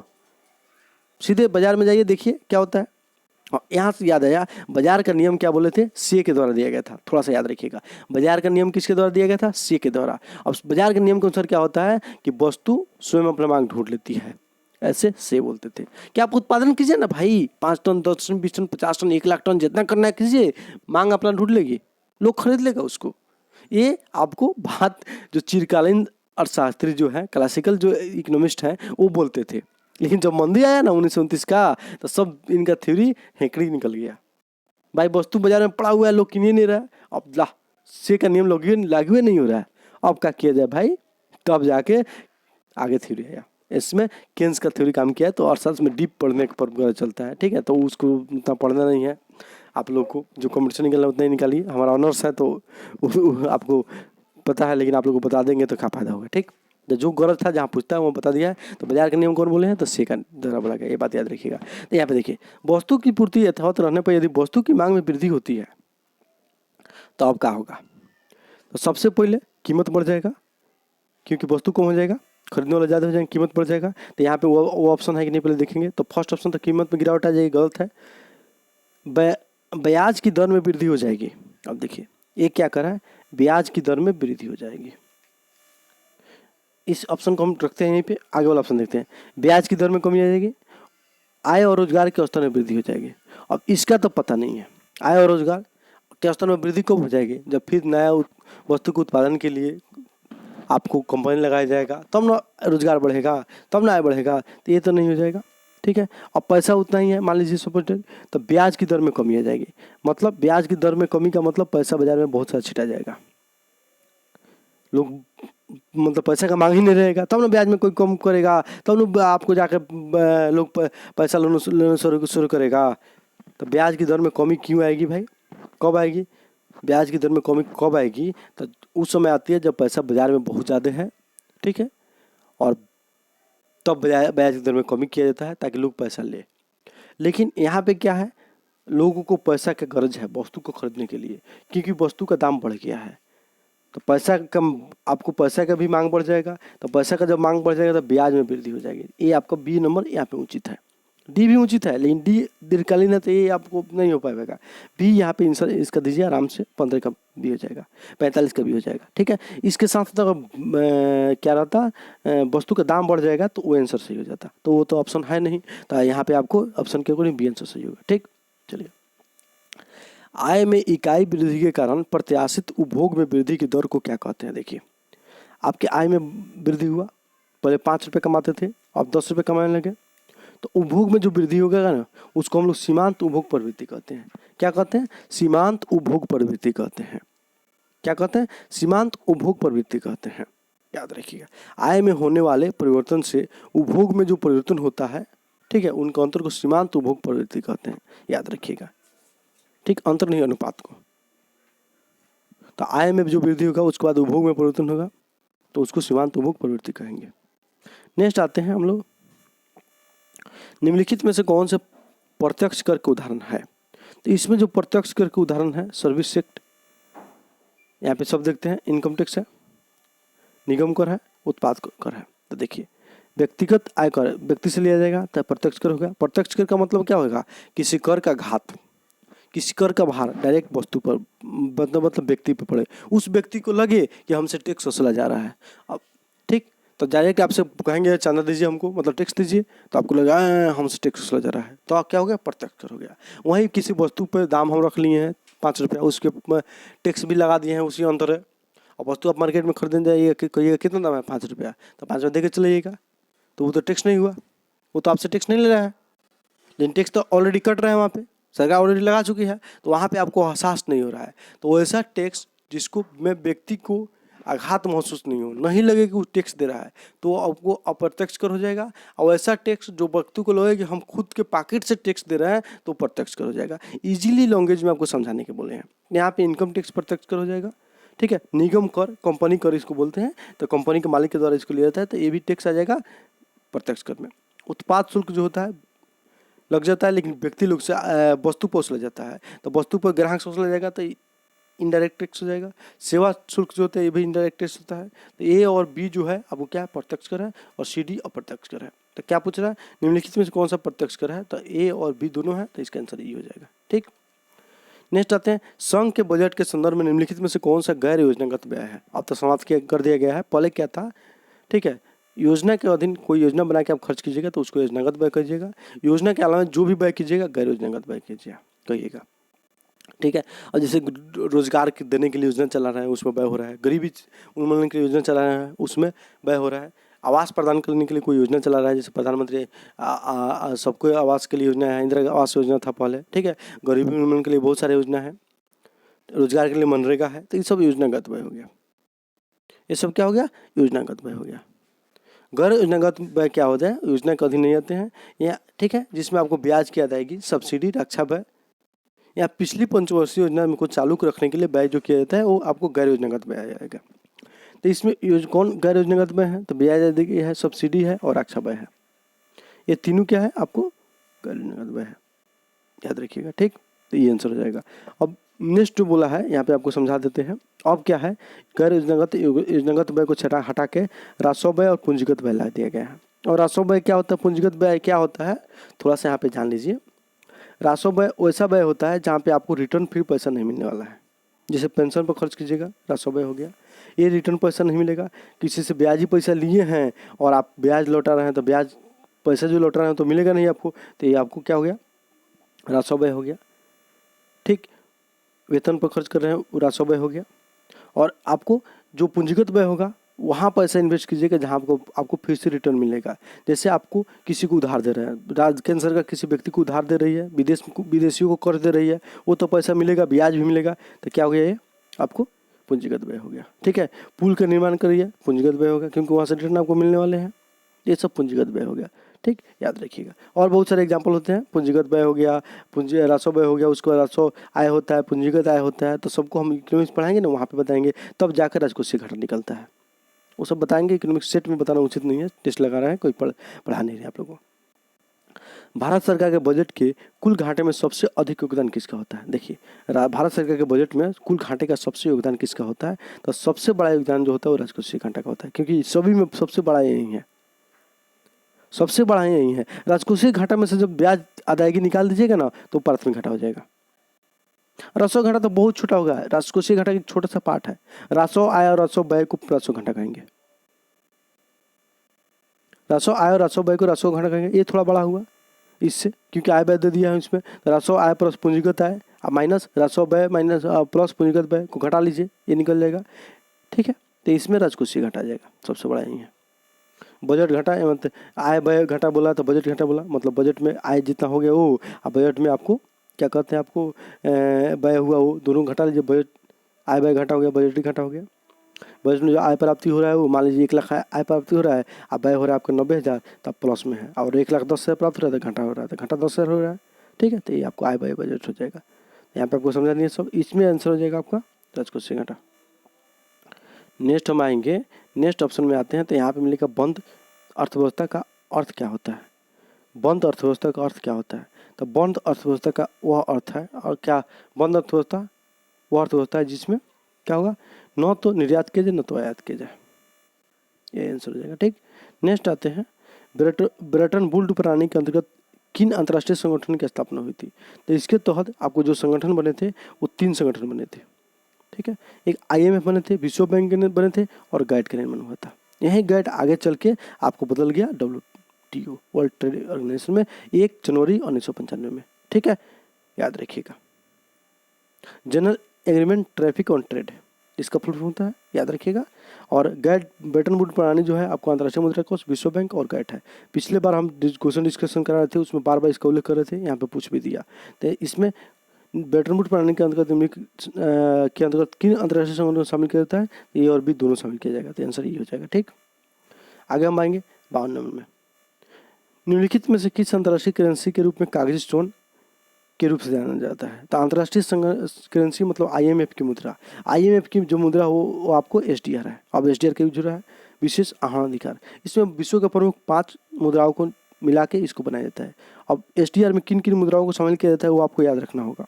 ठीक है, तो इसमें आप याद रखिएगा, जापान के येन मुद्रा को शामिल किया जाता है, USA के जो मुद्रा है US डॉलर को शामिल किया जाता है। ठीक है, ब्रिटेन के पाउंड स्टर्लिंग जो है उसको शामिल किया जाता है, और चीन के जो RMB मुद्रा है उसको शामिल किया जाता है। ठीक है, और आपको यूरोप के यूरो को शामिल किया जाता है। अब चीन की आप लोग युआन भी सुने होइएगा, RMB भी सुने होइएगा। तो युआन जो है, जैसे हम लोग के यहाँ सिक्का चलता है ना, चटनी अटनी, युआन हो गया। RMB आपको 10 रुपया 20 रुपया रुपया हो गया। ठीक है, सिक्का रुपया, युआन चीन का सिक्का क्या है, युआन है, और चीन का रुपया क्या है, RMB है। ऐसे करके याद रखिएगा। तो SDR में जो स्पेशल ड्राइंग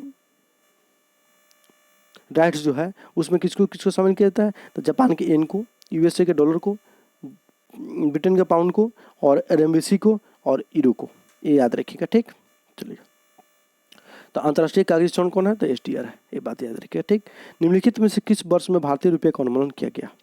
निम्नलिखित में से किस वर्ष भारतीय रुपये का उन्मूलन किया गया, तो सबसे पहले 49 में किया गया था, 61 नहीं 66 में किया गया था, और 91 में किया गया था, तीनों साल किया गया था। तो आपको A B C आंसर हो जाएगा, तो E आंसर हो जाएगा इसका। ठीक, याद रखिएगा।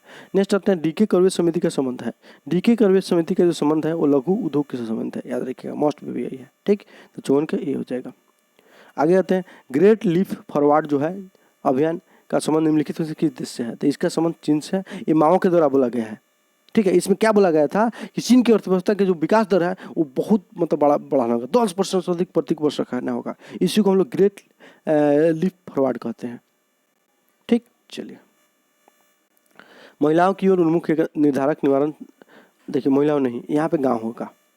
गाँव की ओर उन्मुख एक निर्धारण निवारक समुदाय कार्यक्रम कुटुम्ब श्री किसके द्वारा चला जा रहा है, तो ये केरल सरकार द्वारा चला जा रहा है। इसमें कोविड-19 के कारण जो गांव के लोग आ रहे हैं उनके लिए भोजन उपलब्ध करना इसका मुख्य लक्ष्य है।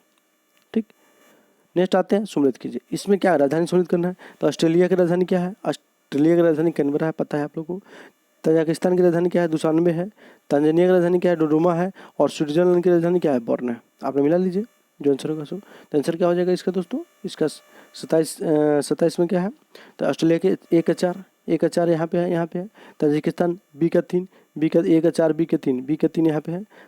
C का 1 है, C का 1, D का 1 का 4 बोल रहे हैं, D का 2, D का 2, तो आंसर क्या हो जाएगा, C आंसर हो जाएगा। ठीक, चलिए आगे हम देखेंगे। एक मिनट 58 नंबर क्वेश्चन क्या है, परतदार चट्टानों के विषय में दिए गए निम्नलिखित कथनों में से कौन सही नहीं है। तो परतदार चट्टान में के विषय में दिए गए जो कथन है उसमें से कौन सा सही नहीं है। तो परतदार चट्टान जो होते हैं परत दर परत मिलेंगे, ठीक है। तो परतदार चट्टान पृथ्वी की सतह पर जलीय तंत्र द्वारा निर्मित होते हैं, जरूरी नहीं है, जरूरी नहीं है, ठीक। परतदार चट्टानों के निर्माण में पूर्व विद्यमान चट्टान का संरक्षण होता है, बिल्कुल होता है। पहले का चट्टान टूटेगा तब ना परतदार चट्टान बनेगा, तो सही है। परतदार चट्टान में जीवाश्म होते हैं, ये भी जरूरी नहीं है, जीवाश्म हो सकते हैं, नहीं भी हो सकते हैं, ठीक है। तो ये आपको परतदार चट्टान में जीवाश्म हो भी सकते हैं, नहीं हो सकते हैं, गलत है। मतलब जीवाश्म होते हैं ऐसी बात नहीं है, जरूरी नहीं है, ठीक। परतदार चट्टानें विशिष्ट रूप से परतों में पाई जाती है, ये आपको सही है। तो आंसर क्या हो जाएगा आपका, यहाँ पे जो सही है वो आपको है बी और क्या है डी सही है, ठीक है। तो कौन सा कथन सही बोल रहे हैं, तो आपको आंसर क्या हो जाएगा, ई हो जाएगा, ठीक। चलिए आगे हम बढ़ते हैं। आपको 59 नंबर 59 नंबर क्वेश्चन क्या कर रहा है, आइसोगोनिक रेखा क्या है। तो आइसोगोनिक रेखा जो है आपको समान चुंबकीय झुकाव वाली रेखा है, ठीक है। उसी तरह से जो क्वेश्चन आपके पूछा है तो आंसर हो जाएगा डी आंसर हो जाएगा। उसके बाद जो आंसर हो जाएगा हमको बता रहे हैं समदाब रेखा, आइसोबार्स कहते हैं इसको, समान वायुदाब को नापता है। उसका समताप रेखा जिसको आइसोथर्मल कहते हैं, समान ताप रेखा को नापता है। और आइसोहेलाइन समलौन रेखा जो होता है समान लवणता रेखा को नापता है, ठीक है। ये आंसर हो जाएगा आपका। 60 नंबर में आते हैं, मेन जो है इसमें क्या है, इसमें जो है आपको इसमें अरावली हिल्स जो है क्या है, ओलित पर्वत है। अरावली हिल्स क्या है, ओलित पर्वत है। सॉरी बात अरावली हिल्स जो है आपको क्या है, आपको अवशेष पर्वत है, ठीक। अरावली हिल्स जो है क्या है, अवशेष पर्वत है, ये बात याद रखिएगा, ठीक है। उसके बाद हम नेक्स्ट आते हैं ब्लैक फॉरेस्ट जो है ब्लॉक पर्वत है, ठीक है। माउंट कोटोपैक्सी जो है ज्वालामुखी पर्वत है। और विंध्याचल जो है आपको ब्लॉक पर्वत है, ओलित पर्वत इसमें कोई नहीं है, ठीक। तो इस टाइप का आंसर है कोई, देखिए तो अरावली पर्वत जो है वो क्या है आपको अवशिष्ट पर्वत है, अवशिष्ट पर्वत है। ए का 2 आंसर तो है। ब्लैक फॉरेस्ट जो है आपको क्या है, ब्लॉक पर्वत है, बी का 4 है। विंध्याचल ब्लॉक पर्वत है, सी का क्या है, यहाँ पे एक दिया है, सी का माउंट कोटोपैक्सी क्या है, ज्वालामुखी पर्वत है, तो सी का 1 होगा। विंध्याचल पर्वत क्या ब्लॉक पर्वत है, डी का 4 कोई है, डी का 4 यहाँ पे है, लेकिन और सब मिलान नहीं कर रहा है, तो इसका आंसर क्या हो जाएगा, ई हो जाएगा, ठीक। ब्लॉक पर्वत के जो अन्य एग्जाम्पल जो है वो आपको है विंध्याचल तक मिलेगा एक, ठीक है। नेक्स्ट जो है सॉल्ट लेक जो है पाकिस्तान में मिलता है। वासजे जो होता है ये भी ब्लॉक पर्वत है, फ्रांस में मिलता है। ब्लैक फॉरेस्ट जो है जर्मनी में मिलता है, ब्लॉक पर्वत है। ये चारों पर्वत Black Forest Germany, Vindhyachal Bharat, Salt Lake Pakistan, Vosges France, याद रखिएगा, रट जाइए, पूछेगा क्वेश्चन, ठीक। नेक्स्ट जो आते हैं, नेक्स्ट क्वेश्चन जो है क्या कहते हैं, ईसेलबर्ग का निर्माण किस प्रक्रम द्वारा किया गया। तो ईसेलबर्ग का निर्माण जो होता है वो किसके द्वारा होता है, तो ये जो होता है पौन के द्वारा होता है, याद रखिएगा, ठीक है। पौन के द्वारा जो अन्य आकृति का निर्माण होता है उसमें जुइगेंड, राडांग, ईसेलबर्ग, छत्रक, पलया, लेगुन, बरखान, लुएस, पेडिप्लेन होता है, ठीक है। अब देखिए इसको आकृति से समझिएगा तो मजा आएगा पढ़ने में, यहाँ पे हम उतना डिटेल से नहीं जाएंगे। तो इसमें पौन के द्वारा 2 आकृति आप याद रखिएगा, एक बरखान का निर्माण होता है उसको याद रखिएगा, इस टाइप का होगा, ठीक, बरखान हो गया। उसका छत्रक शिला जो होगा बता दे रहे हैं, जो मशरूम होता है उस टाइप का होता है, ये मजबूत टने कटेगा नहीं, ये सब हवा से कट करके खत्म हो जाता है, ठीक है। उसके बाद इसमें आपको लोएस याद रखिएगा, जो आपको बालू के द्वारा उड़ाकर हवा के द्वारा बालू को उड़ा कर ले जाया जाता है और कहीं पानी के सोर्स के पास इसको जमा कर दिया जाता है, वहाँ पे हरा भरा मैदान बन जाता है, उसको लोएस मैदान कहते हैं, ठीक है। तो पौन के द्वारा लोएस मैदान का भी निर्माण होता है और पौन के द्वारा ईसेलबर्ग का भी निर्माण होता है, और बरखान और छत्रक शिला का निर्माण भी आपको पौन के द्वारा ही होता है, ठीक। ये बात याद रखिए। निम्नलिखित में से कौन सी दक्षिण अंटार्कटिक महासागर की शीतल धरा है, निम्नलिखित में से कौन दक्षिणी अटलांटिक महासागर की शीतल धरा है। तो देखिए दक्षिणी अंटार्कटिक महासागर कह रहा है, थोड़ा सा इसको हम डिटेल से समझेंगे क्योंकि आप लोगों को बड़ी प्रॉब्लम होता होगा, हम समझते हैं। ये रफली समझ जाइए अमेरिका है, ये आप समझ जाइएगा कि उत्तरी अमेरिका है, ठीक है। इधर आपको यूरोप मिलेगा, ठीक है। यहाँ पे आपको अफ्रीका मिलेगा, समझ जाइए, ठीक है। ये जुड़ा हुआ है। तो यहाँ पे कह रहा है अंटार्कटिका, तो ये पूरा अंटार्कटिका है, ऐसा आकृति का है, ठीक। अटलांटिक है पूरा, आपको क्या है, ऐसा आकृति का है। यहाँ से आपको विषुवत रेखा जाता है, रफली बना विषुवत रेखा जाता है, ठीक है। इसके ऊपर वाला हो गया उत्तरी अंटार्कटिक, नीचे वाला दक्षिणी अंटार्कटिक हो गया। अब दोनों में जलधरा बनता है, ठीक। तो जो ध्रुव आपको विषुवत रेखा से ध्रुव की ओर जलधारा जाएगा वो ठंडी होगा, और ध्रुव से आपको जो आएगा विषुवत रेखा को आपको क्या गर्म होगा। तो जो दक्षिणी अंटार्कटिका यहाँ पे कहा, डिटेल से जलधारा नहीं बनेंगे, यहाँ पे जलधारा का समूह बन जाता है, यहाँ पे खाली स्थान बन जाता है, यहाँ पे इसको सरेगोसो सागर कहते हैं, याद रखिएगा, ठीक है। यहाँ पे आपको गल्फ स्ट्रीम है, ये नॉर्वेजियन है, ये पश्चिमी अंटार्कटिक प्रवाह है, यहाँ पे आपको कनारी जलधारा है जो ठंडी है, ये याद रखिएगा, कनारी जलधारा ठंडी जलधारा है जो आपको कहाँ से कहाँ आते हैं, और इधर से आपको लेब्राडोर और आपको पूर्वी ग्रीनलैंड जलधारा आता है, दोनों क्या है ठंडी है। इसके बारे में जलधारा टॉपिक पर रहेंगे तो वहाँ बताएंगे। यहाँ पे देखिए दक्षिणी पूछा तो दक्षिण में आ जाइएगा, तो यहाँ आपको विषुवत रेखीय जलधारा गर्म होता है क्योंकि आपको विषुवत रेखा क्षेत्र में बहुत है। यहाँ आइएगा, ये ब्राज़ील तट है, तो ब्राज़ील के पास जलधारा एक बहुत ही है, जो विषुवत रेखा मुड़ जाता है जलधारा इधर आ जाता है, तो ये आपको ब्राज़ील जलधारा गर्म हो गया क्योंकि विषुवत रेखा से ध्रुव की ओर जा रहा है। अब इधर से क्या होता है, एक जलधारा जो है, सॉरी फिगर तो करवा दिए, हटा दिए, अच्छा कोई ये ब्राज़ील है, यहाँ पे ब्राज़ील का जलधारा है, इधर से फॉकलैंड की जलधारा आती है, ठीक है। यहाँ पे फॉकलैंड द्वीप है जिस पर ब्रिटेन का कब्जा है, ठीक है। ये फॉकलैंड जो द्वीप है ब्रिटेन का कब्जा वर्तमान में है, लेकिन अर्जेंटीना इस पर अपना कब्जा करने की कोशिश करता है, और तब ब्रिटेन और अर्जेंटीना के बीच में बराबर विवाद रहते हैं, ये बात याद रखिएगा, ठीक। इधर अर्जेंटीना देश नामक देश है, तो इधर फॉकलैंड द्वीप जलधारा यहाँ पे आता है जो क्या है ठंडी है क्योंकि ध्रुव की तरफ से आ रहा है, तो दोनों मिलकर यहाँ पे भी कोहरा बनाता है, और दोनों के बीच गर्म और ठंडी जलधारा जहाँ मिलते हैं वहाँ कोहरा बनता है, और फ्लैक्टन नामक घास पाए जाते हैं जहाँ पे मछली बहुत अधिक होती है, ठीक। तो फॉकलैंड कैसे जलधारा हो गया, तो ठंडी हो गया। उसके बाद ये यहाँ से भी एक जल मतलब पानी बहते रहता है हमेशा हवा के कारण, और यहाँ पे आपको क्या है अफ्रीका है, तो यहाँ पे अफ्रीका के तट पर जो जलधारा बहती है, ठीक है, उसको क्या कहते हैं बेंगुला जलधारा कहते हैं, ठीक। यहाँ पे देखिए शीतल जलधारा कौन होगा, तो फॉकलैंड जलधारा हो जाएगा, ठीक। कौन सा होगा, फॉकलैंड हो जाएगा। एक मिनट, ठीक है। कौन कौन हो जाएगा, तो एक फॉकलैंड हो जाएगा और दूसरा क्या हो जाएगा बंगुरा हो जाएगा। एक कनारी भी ठंडी ही है, लेकिन ये दक्षिणी अंटार्कटिका नहीं है, उत्तरी अंटार्कटिका है। ब्राज़ील गर्म है, दक्षिणी अंटार्कटिका अटलांटिक का जलधारा है लेकिन गर्म है, तो आपको क्या हो जाएगा सी और डी आंसर हो जाएगा, तो ई आंसर हो जाएगा इसका, ठीक, याद रखिएगा।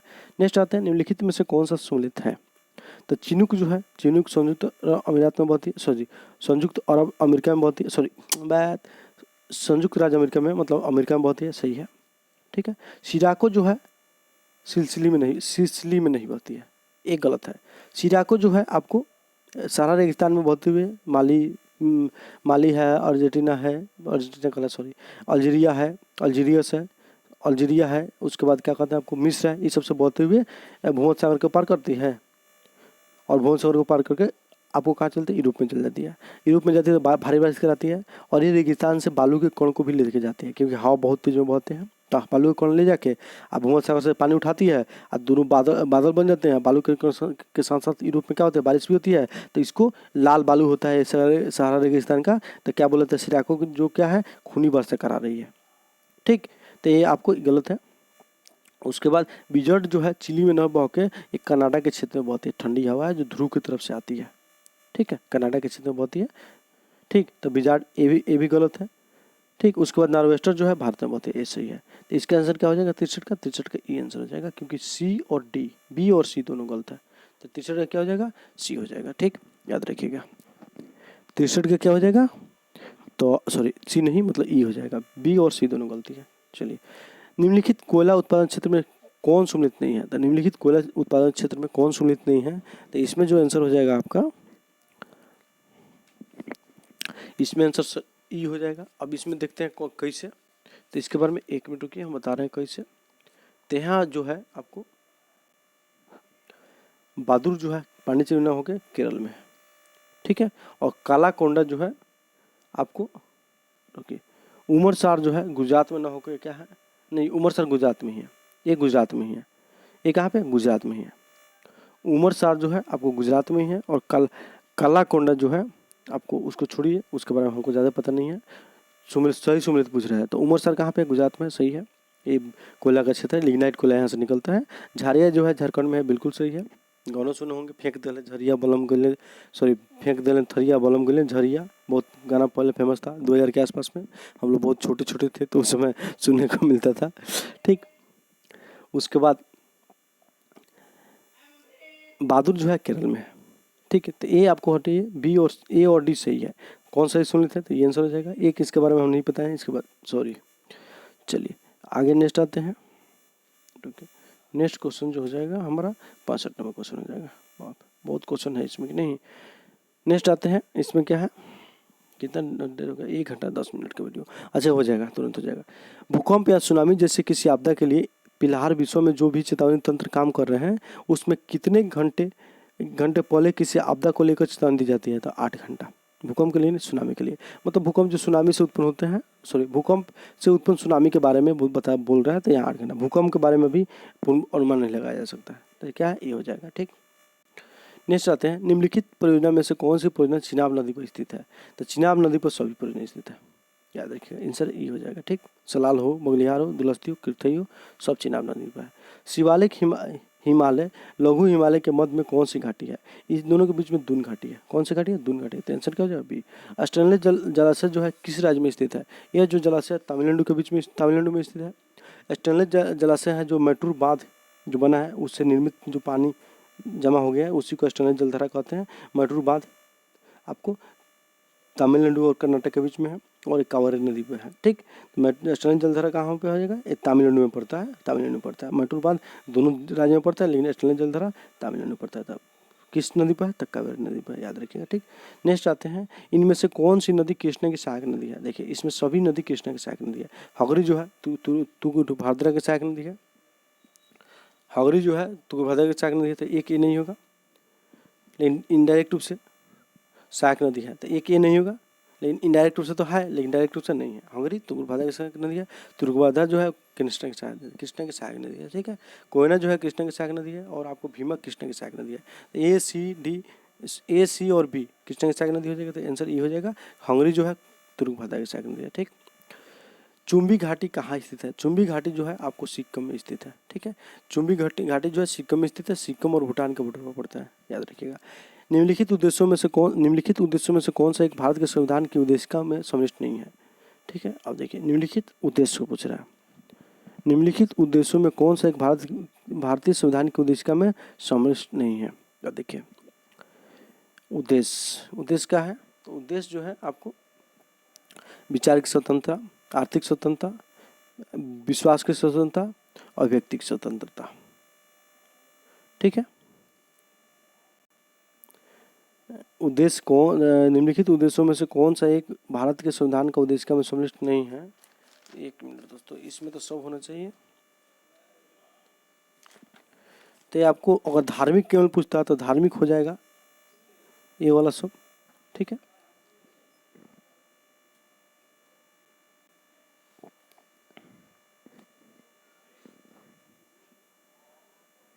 एक सॉरी कह रहे हैं कि कुछ न कुछ हो रहा है। देखिए निम्नलिखित उद्देश्यों में से कौन एक भारत के संविधान की उद्देशिका में सम्मिलित नहीं है। यहाँ पे देखिए गौर कीजिएगा प्रश्न में, तो ये सब बात है, लेकिन स्वतंत्रता बोल रहा है।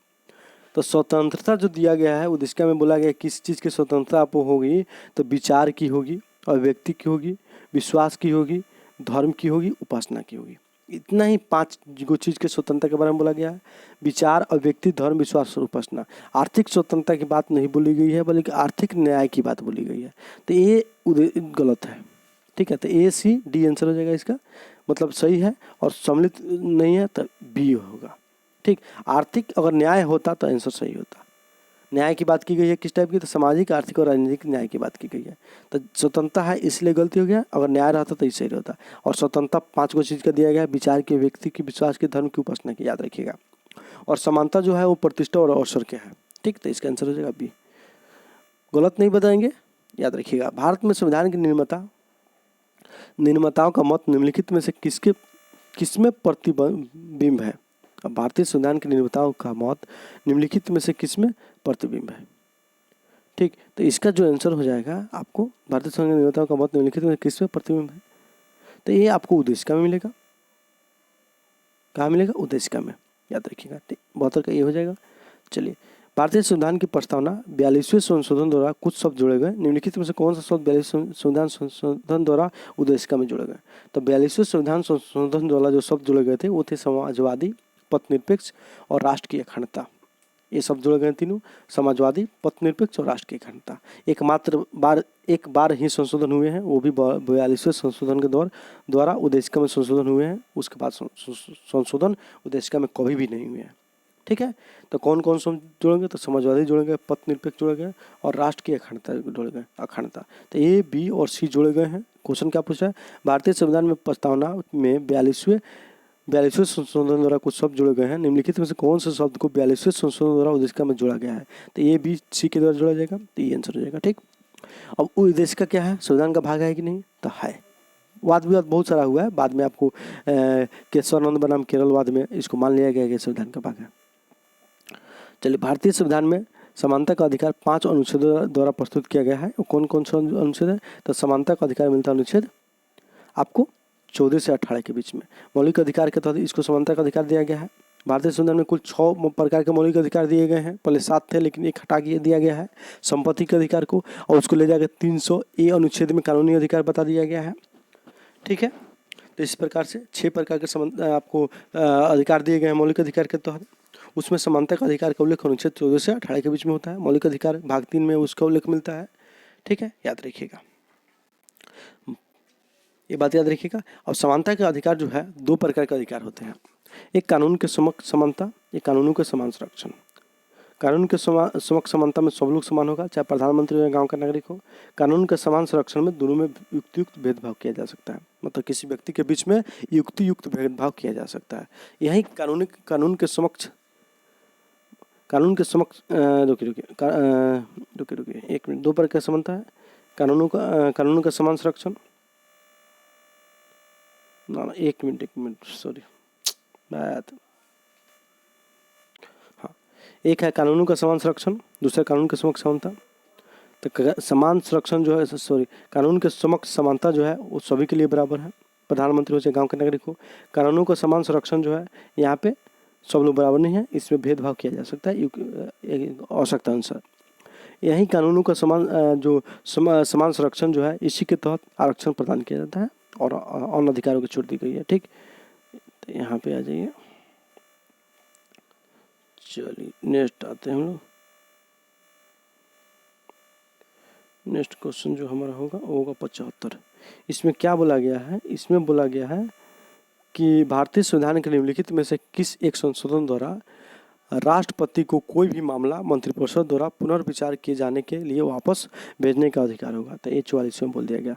पहले इस टाइप का उल्लेख नहीं था, लेकिन इसके पहले एक संविधान संशोधन करके अनिवार्य कर दिया गया कि कोई भी कानून आपको राष्ट्रपति को भेजा जाएगा, साधारण हो चाहे संविधान संशोधन हो, तो उसको राष्ट्रपति को क्या करना होगा, मुहर मारना भी होगा, अनुमति देना ही होगा। लेकिन 44 में कहा गया नहीं, साधारण विधेयक जो होंगे ना उस पर राष्ट्रपति को पुनर्विचार करने के लिए भेजना। ठीक है, राष्ट्रपति की इच्छा के ऊपर निर्भर करेगा, ये बात बोला गया 44 संशोधन। ठीक है, लेकिन संवैधानिक संशोधन जो होते हैं उसमें राष्ट्रपति को अपना अनुमति देना अनिवार्य होता है, याद रखिएगा। ठीक, संवैधानिक संशोधन में राष्ट्रपति को अपना अनुमति देना अनिवार्य होता है। ये बात बोला गया है आपको किनके द्वारा, तो आपको ये बात बोला गया है मतलब संविधान के द्वारा, किनके द्वारा नहीं। हाँ ठीक, ये बात याद रखिएगा। नेक्स्ट आते हैं 75 का 76 में आते हैं। निम्नलिखित में से किस एक अधिकार को डॉक्टर भीमराव अम्बेडकर द्वारा संविधान की आत्मा कहा गया है।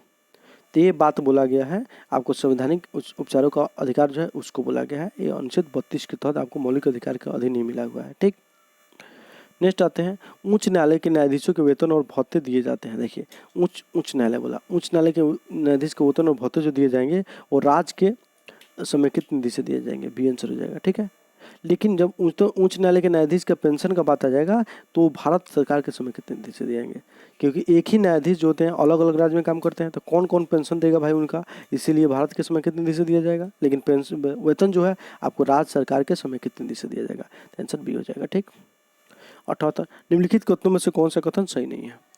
तो यहाँ पे बोला क्या, निम्नलिखित कथनों में से कौन सा कथन सही नहीं है। तो 36वें संशोधन द्वारा सिक्किम को भारत का 22वां राज्य का दर्जा दिया गया, बिल्कुल सही है। 36वें द्वारा पूर्ण राज्य और 35वें द्वारा क्या किया गया था, मतलब भारत के अधीन इसको रखा गया था। ठीक है, ये आपको 36वें संशोधन हुए कब हुए, तो 1976 में हुए, याद रखिएगा। 35वें हुए थे 1975 में। गोवा को वर्ष 1987 में पूर्ण राज्य का दर्जा दिया गया, सही है।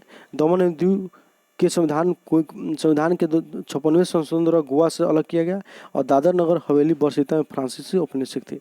ये गलत है। दादर नगर हवेली जो थी वो पुर्तगाली उपनिवेश थी। ठीक है, तो इतने राज्य का दर्जा दिया गया। सिक्का क्या पूछा, निम्नलिखित में से कौन सा कथन सही नहीं है? इसका आंसर क्या हो जाएगा आपको? 78 का क्या हो जाएगा?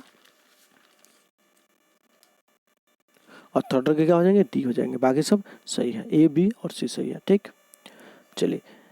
भारत की संप्रभुता, एकता और अखंडता की रक्षा करें और उसे अक्षुण्ण रखें, यह उपबंध किस में किया गया है? तो यह जो है मौलिक कर्तव्य का वाक्य है, याद रखिएगा। तो डी आंसर हो जाएगा। ठीक, मौलिक कर्तव्य वर्तमान में 11 हैं। ठीक है, मौलिक कर्तव्य संविधान में मूल रूप से शामिल नहीं था। इसको 42वें संविधान संशोधन द्वारा मौलिक कर्तव्य को शामिल किया गया। उस समय 10 रखे गए थे। बाद में आपको 86वां संशोधन करके 11वां मौलिक कर्तव्य को जोड़ा गया, जिसमें माता पिता का कर्तव्य होगा कि माता पिता या संरक्षण का कर्तव्य होगा कि वो अपने बच्चों को 6 से 14 वर्ष की आयु तक शिक्षा दें। ठीक, और स्वर्ण सिंह समिति की सिफारिश पर ही मौलिक कर्तव्य को जोड़ा गया है। मौलिक कर्तव्य जो है सोवियत संघ के संविधान से लिया गया है। इतना बात आप लोग याद रखिएगा। नेक्स्ट आते हैं 80 नंबर क्वेश्चन जो है उसमें है, भारतीय संविधान के अनुसार भारत के राष्ट्रपति का यह कर्तव्य है कि वो निम्नलिखित में से किसको संसद के पटल में रखवाएंगे?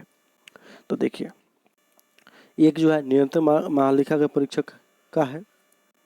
ठीक है, ये यहाँ पे है, क्या है? तो निरंतर महालेखा परीक्षक, लोक लेखा समिति के प्रतिवेदन, वित्त आयोग के सिफारिश को। अब देखिए, एक मिनट रुकिए। भारतीय संविधान के अनुसार भारत के राष्ट्रपति का कर्तव्य है कि वो निम्नलिखित में से किसको संसद के पटल पर रखवाएंगे?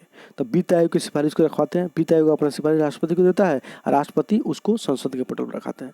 निरंतर महालेखा परीक्षक भी अपना सिफारिश राष्ट्रपति को देता है और उसका सिफारिश संसद के पटल पर रखा जाता है। देखिए, अब निरंतर महालेखा जो कैग है ये अपना सिफारिश दे देगा और दे के राष्ट्रपति जी संसद के पटल पर उसको रखेंगे। ये आपको राज्य के संचित निधि आदि से व्यय जो किया जाता है उसके बारे में उल्लेख करते हैं, कितना व्यय हुआ, कहाँ गया, क्या नहीं। जब ये अपना पटल, अपना रिपोर्ट ये वाला निरंतर महालेखा परीक्षक द्वारा राष्ट्रपति को दिया जाएगा, राष्ट्रपति संसद के पटल पर रखाएंगे। कोई गड़बड़ होगा तो उसके जांच के लिए ये समिति आगे आती है। तो इस समिति का गठन किया जाता है, ऑलरेडी रहता है, हर एक साल रहता है, अस्थायी समिति है। तो यह जो लोक लेखा समिति है इसका जांच करता है और अपना रिपोर्ट लोक लेखा समिति जो है निरंतर महालेखा परीक्षक रिपोर्ट को जांच करके किसको देता है? राष्ट्रपति को नहीं बल्कि अध्यक्ष को देता है। ठीक है, तो यहाँ पे किसके पटल को राष्ट्रपति संसद के पटल पर रखवाते हैं? तो ए और सी आंसर सही हो जाएगा। और अनुसूचित जाति आयोग के प्रतिवेदन को भी रखते हैं, ये भी सही होगा। लेकिन ये जो है ये अपना सिफारिश किसको देता है? राष्ट्रपति को न देके अध्यक्ष को देता है, लोकसभा अध्यक्ष को देता है। तो आंसर क्या हो जाएगा? ए और सी और डी आंसर हो जाएंगे। तो ठीक है, तो इसका आंसर हो जाएगा ई। चलिए, निम्नलिखित में से भारत ने पहला नगर निगम कहाँ स्थापित किया? ये आपको पता है, मद्रास में स्थापित किया गया था। ठीक है, अब नेक्स्ट क्वेश्चन की तरफ हम बढ़ेंगे। नेक्स्ट क्वेश्चन आपका होगा 82 नंबर होगा। निम्नलिखित संविधान संशोधन में कौन सा एक बताता है कि मंत्रिपरिषद के कुल मंत्रियों की संख्या प्रधानमंत्री को सम्मिलित करते हुए लोकसभा के सदस्यों की कुल संख्या का 15% से अधिक नहीं होगा? तो ये बोला गया है 91 में। ये 2003 में संशोधन हुए थे, याद रखिएगा। ठीक है, 91 संविधान के संशोधन के तहत ही ये माना गया कि 2/3 सदस्य जो होंगे, इससे अधिक अगर कोई दल को छोड़ के जाते हैं तो उसको मतलब दल बदल अधिनियम के तहत आयोग नहीं है, लोग उत्साही है, वो दल बदल सही है। उससे कम लोग होंगे जाएंगे छोड़ के तो उसको आयोग माना जाएगा। ठीक है, इसके अलावा आपको दल बदल अधिनियम जो है आपको कब आया? 52वां संविधान संशोधन के तहत आपको कब आया था? तो ये आया था 1985 ईस्वी में। ये बात याद रखिएगा। ठीक, चलिए। भारत में राष्ट्रीय जल संसाधन परिषद का अध्यक्ष कौन होता है? प्रधानमंत्री होता है। ये बात याद रखिएगा। ठीक, यदि वार्षिक संघीय बजट का लोकसभा द्वारा पारित नहीं होता है और देखिए अब बजट पारित नहीं होगा लोकसभा में, मतलब प्रधानमंत्री सरकार के पास बहुमत नहीं है, तो बहुमत नहीं है सरकार के पास, तो सरकार को क्या करना पड़ेगा? त्यागपत्र देने पड़ेगा। तो ठीक है, तो प्रधानमंत्री अपने मंत्रिपरिषद का त्यागपत्र पेश कर देता है। तो बी आंसर सही होगा। 85 हम देखते हैं। अंडमान और निकोबार द्वीप पर निम्नलिखित उच्च न्यायालय, क्या पूछा है? अंडमान और निकोबार द्वीप पर निम्नलिखित उच्च न्यायालय में से कौन एक किसके एक क्षेत्राधिकार है? तो कोलकाता का क्षेत्राधिकार है। ठीक, चलिए आगे। अभी वर्तमान में कितने उच्च न्यायालय हैं? तो आपको 25 उच्च न्यायालय हैं, याद रखिएगा। कितने हैं? 25 है। पृथ्वी के चारों ओर परिक्रमा कर रहा कृत्रिम उपग्रह इसीलिए पृथ्वी पर नीचे नहीं गिरता क्योंकि पृथ्वी का क्या होता है? उतनी दूरी पर पृथ्वी का गुरुत्वाकर्षण जो होता है उतनी दूरी पर नहीं लगता है, गलत है। चांद्रमा के आकर्षण से निष्क्रिय होता है, गलत है। उसका नियमित चाल के लिए आवश्यक गति प्रदान करता है, उसकी गति के लिए आवश्यक त्वरण प्रदान करता है। तो इसमें जो आंसर हो जाएगा आपका आंसर जो हो जाएगा उसमें आपका आंसर हो जाएगा, इसमें आपको उसकी गति के लिए आवश्यक त्वरण प्रदान करता है, डी आंसर हो जाएगा। ठीक, नेक्स्ट आते हैं हम लोग। एक नाभिकीय रिएक्टर में भारी जल का क्या कार्य होता है? एक नाभिकीय रिएक्टर होता है, उसमें भारी जल का क्या कार्य होता है? तो उसमें भारी जल का कार्य जो होता है वो होता है न्यूट्रॉन की गति को कम करना। 87 का आंसर क्या हो जाएगा? ए हो जाएगा। ठीक है, चलिए नेक्स्ट आते हैं हम लोग। गड़े जाड़े में झील की सतह हिम शीतित हो जाती है, मतलब बर्फ जम जाता है, और निचले सतह पर बर्फ नहीं जमता है। क्यों? क्योंकि बर्फ जो होता है उष्मा का कुचालक है, तो ऊपर के उष्मा जब जमा देती है पानी को तो ऊपर बर्फ जम गया, अब जो वायुमंडल का ठंडा है वो नीचे प्रवेश नहीं कर पाएगा, तो उसके बाद नीचे का पानी का टेम्परेचर कम नहीं होगा, बर्फ नहीं जमेगा। आंसर क्या हो जाएगा? ये हो जाएगा। ठीक, हाइड्रोजन का सबसे अभिक्रियाशील क्या है? तो हाइड्रोजन में सबसे अभिक्रियाशील जो है वो फ्लोरीन है, याद रखिएगा। ठीक, नेक्स्ट आते हैं हम। नेक्स्ट क्वेश्चन जो होगा हमारा, लहसुन की अभिलाक्षणिक गंध का कारण क्या है? तो इसका गंध सल्फर के कारण होता है। कोई भी गंध जो होता है अधिकांश वो सल्फर के कारण ही होता है, याद रखिएगा। तो सल्फ्यूरिक है। लौंग के तेल में निम्नलिखित में से कौन सा एक प्रमुख घटक है? लौंग के तेल में जो घटक है वो क्या है? आप लोग बताइए क्या है? तो इसका आंसर जो होगा आपको यूजेनॉल होगा। क्या होगा? यूजेनॉल। आगे हम बढ़ेंगे। जीवित प्राणियों के शरीर में होने वाली निम्नलिखित में से कौन सी एक प्रक्रिया पाचक क्रिया है? तो इसमें जो क्रिया है वो पाचक क्रिया कौन सा है? तो इसमें है प्रोटीन का अमीनो अम्ल में बदलना। प्रोटीन हम लोग खाते हैं, वो अमीनो अम्ल बदल गया, पाचन हो गया। अमीनो का प्रोटीन में बदलना, ये भी पाचक क्रिया नहीं है। ग्लूकोज के ग्लाइकोजन में बदलना, ये भी पाचक क्रिया नहीं है। ठीक है, हम लोग डायरेक्ट कार्बोहाइड्रेट खाते हैं, ग्लूकोज नहीं। ठीक है, तो ये गलत है। ग्लूकोज का CO2 और H2 में विघटन होना, ये भी गलत है। ठीक, चलिए, क्योंकि हम लोग डायरेक्ट ग्लूकोज खाते ही नहीं है, तो यहाँ पे ये आंसर सही है। ठीक, चलिए, निम्नलिखित में से किस एक का अधिक ईंधन मान होता है? तो सबसे अधिक ईंधन मान जिसका होगा वो सबसे अच्छा ईंधन, सबसे अधिक ऊर्जा वाला ईंधन माना जाएगा। सबसे अच्छा नहीं, सबसे अधिक ऊर्जा वाला अच्छा माना जाएगा। अच्छा ईंधन होने के लिए बहुत सारा गुण होता है। ठीक है, तो इसमें सबसे अधिक ईंधन मान किसका होता है? हाइड्रोजन होता है। हाइड्रोजन एक अच्छा ईंधन नहीं है। क्यों? क्योंकि इसका ज्वलन करने के बाद बहुत अधिक मात्रा में ऊर्जा देता है, जो कंट्रोल करना बहुत मुश्किल है। ठीक है, इसका ज्वलन ताप भी मतलब बहुत अधिक होता है। इसके साथ साथ इसको भंडार करके रखना भी मुश्किल है, इसी कारण से ये अच्छा ईंधन नहीं है। लेकिन सबसे अधिक ईंधन मान हाइड्रोजन का होता है। ऑटोमोबाइल इंजनों में प्रति हिम के रूप में निम्नलिखित में से किसका प्रयोग किया जाता है? इसमें आपको एथिलीन ग्लाइकोल को मिलाया जाता है। जब बर्फ वाले जगहों पर जहाँ पे आपको जो डीजल पेट्रोल है ईंधन है वो जमे नहीं, उसके लिए उसमें क्या मिलाया जाता है? एथिलीन ग्लाइकोल को मिलाया जाता है। ठीक, नेक्स्ट जो क्वेश्चन है वो है फोटोग्राफी मिलान करना है, फोटोग्राफी ब्रोमाइड। तो फोटोग्राफी में पोटेशियम ब्रोमाइड फोटोग्राफी में काम आता है। पोटेशियम नाइट्रेट ये आपको बारूद बनाने में काम आता है। ये टार्ट्रेट है तो ये बेकरी उद्योग में काम आएगा, खट्टा करेगा टार्ट्रेट, तो बेकरी उद्योग में काम आ जाएगा। पोटेशियम सल्फेट जो होता है उर्वरक बनता है, ये हो जाएगा। तो आंसर क्या हो जाएगा इसका? ए का दो कौन सा है? तो इसी में होगा, ए बी में 2। आप बी का पोटेशियम नाइट्रेट बी का 4 है, तो 4 देखिए ए दोनों में है। सी का 1 है, ठीक है, सी का 1 है, आंसर क्या हो जाएगा? ए। आगे हम बढ़ेंगे। 96वां क्वेश्चन क्या कहता है? 96वां क्वेश्चन कर रहा है निम्नलिखित धातुओं में से कौन सी एक अम्लगन नहीं बनाती है? तो अम्लगन का मतलब होगा कि तांबे के साथ तांबा जो होता है उसके साथ कौन रिएक्शन नहीं करता है? तो उसके साथ रिएक्शन जो नहीं करता है वो है लोहा। अम्लगन का मतलब क्या होता है कि तांबे के साथ रिएक्शन करने को अम्लगन करते हैं। तो कौन अम्लगन नहीं बनाता है? कौन तांबे के साथ रिएक्शन? तांबा नहीं, पारा सॉरी पारे के साथ रिएक्शन कौन नहीं करता है? तो इसमें आपको लोहा नहीं करता है। निम्नलिखित में से कौन सा एक कवक का उच्चतर पादपों के जड़ों के साथ उपयोग सहचार्ज होता है? तो इसमें आपको लाइकेन हो जाएगा। नहीं, एक मिनट, इसमें कौन होगा आपको 1 मिनट बताते हैं। हाँ, क्या कह रहा है? निम्नलिखित में से कौन एक कवक का उत्तर पादपों के जोड़ों के साथ सहचार्ज होता है? एक कवक मूलक कहलाते हैं, लाइकेन है। लाइकान में तो शैवाल और कवक आ जाएंगे, पादप कहाँ से आएगा? तो पादप वाला ही हो जाएगा, कौन? कवक मूल हो जाएगा। ठीक, नेत्रदाता की दान की आंखों में नेत्रदान में दाता की आंखों में के निम्नलिखित में से कौन सा एक भाग का उपयोग किया जाता है? तो उसके कर्निया के भाग को दान में दिया जाता है। ठीक है, आइरिस जो होता है आंख के रंग निर्धारित करता है। लेंस से फोटो बनता है लिखित वस्तु का, और फोटो जो बनता है वो कहाँ पे बनता है? तो वो फोटो आपको रेटिना पर बनता है। ठीक है, ये बात याद रखिएगा। तो नेत्रदाता के दांत की आंखों के निम्नलिखित में से कौन सा एक भाग का उपयोग दान में किया जाता है? तो कर्निया का। आइरिस रंग देता है, रेटिना पर फोटो बनता है, लेंस फोटो बनाने का काम करता है। ठीक, आगे हम देखेंगे, आगे जो क्वेश्चन होगा वो है 99 नंबर, इसमें मिलान करना है। तो मिलान करना है, इसमें जो है आपको मिलान करने में क्या है तो आपको बताते हैं, 1 मिनट।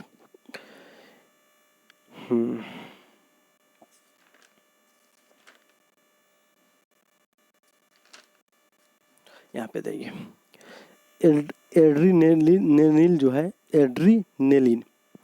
एड्रीनेलिन का जो काम होता है वो आपको क्या होता है, इसमें क्रोध भय खतरा को कंट्रोल करता है, ठीक।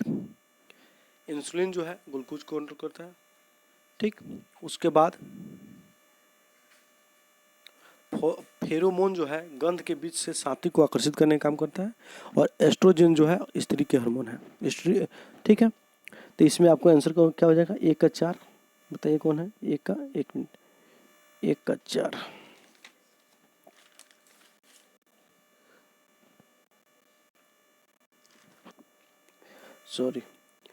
सॉरी, यहाँ पे जो है एड्रीनेलिन जो होगा वो क्रोध भय खतरा रोकेगा, ठीक है। इंसुलिन जो होता है ग्लूकोज को रोकता है, एस्ट्रोजन जो होता है स्त्रियों की मतलब में हार्मोन निकलता है, फेरोमोन जो है गंध के बीच के साथी को आकर्षित करता है, ठीक है। तो आपको 1 का 1 हो जाएगा, सही तो बता भी कहते हैं मुझमें, ठीक। तो 1 का 1 हो गया, बी का 3 हो गया, और सी का 4 हो गया, और डी का 2 हो गया। तो आंसर क्या हो जाएगा, सी हो जाएगा, ठीक। सही बताए थे उसमें। अब देखिए स्त्रियों के से जो हार्मोन निकलता है उसमें एस्ट्रोजन होता है, प्रोजेस्टेरोन होता है, रिलैक्सिन होता है। एस्ट्रोजन जो हार्मोन होता है अंडावहिनी से निकलता है, प्रोजेस्टेरोन जो होता है वो आपको कहाँ से निकलता है, तो एस्ट्रोजन से सहयोग कर स्तन वृद्धि में सहायक होता है। और रिलैक्सिन जो हार्मोन होता है वो गर्भाशय ग्रीवा को चौड़ा करता है जिससे बच्चा आसानी से पैदा हो सके, ये याद रखिएगा क्योंकि एग्जाम में पूछता है। 100 नंबर क्वेश्चन है, उसमें क्या कह रहा है, औषधि रसायन उसका उपयोग को मिलाना है, ठीक। तो इसका जो आपको आंसर हो जाएगा, इसमें आपको हो जाएगा, 1 मिनट हम बताते हैं सब।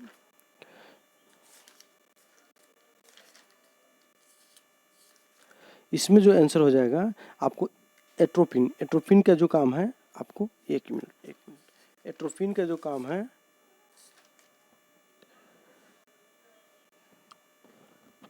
एट्रोपिन का जो काम है वो क्या है, तो काम है तारा विस्तरण में, ठीक।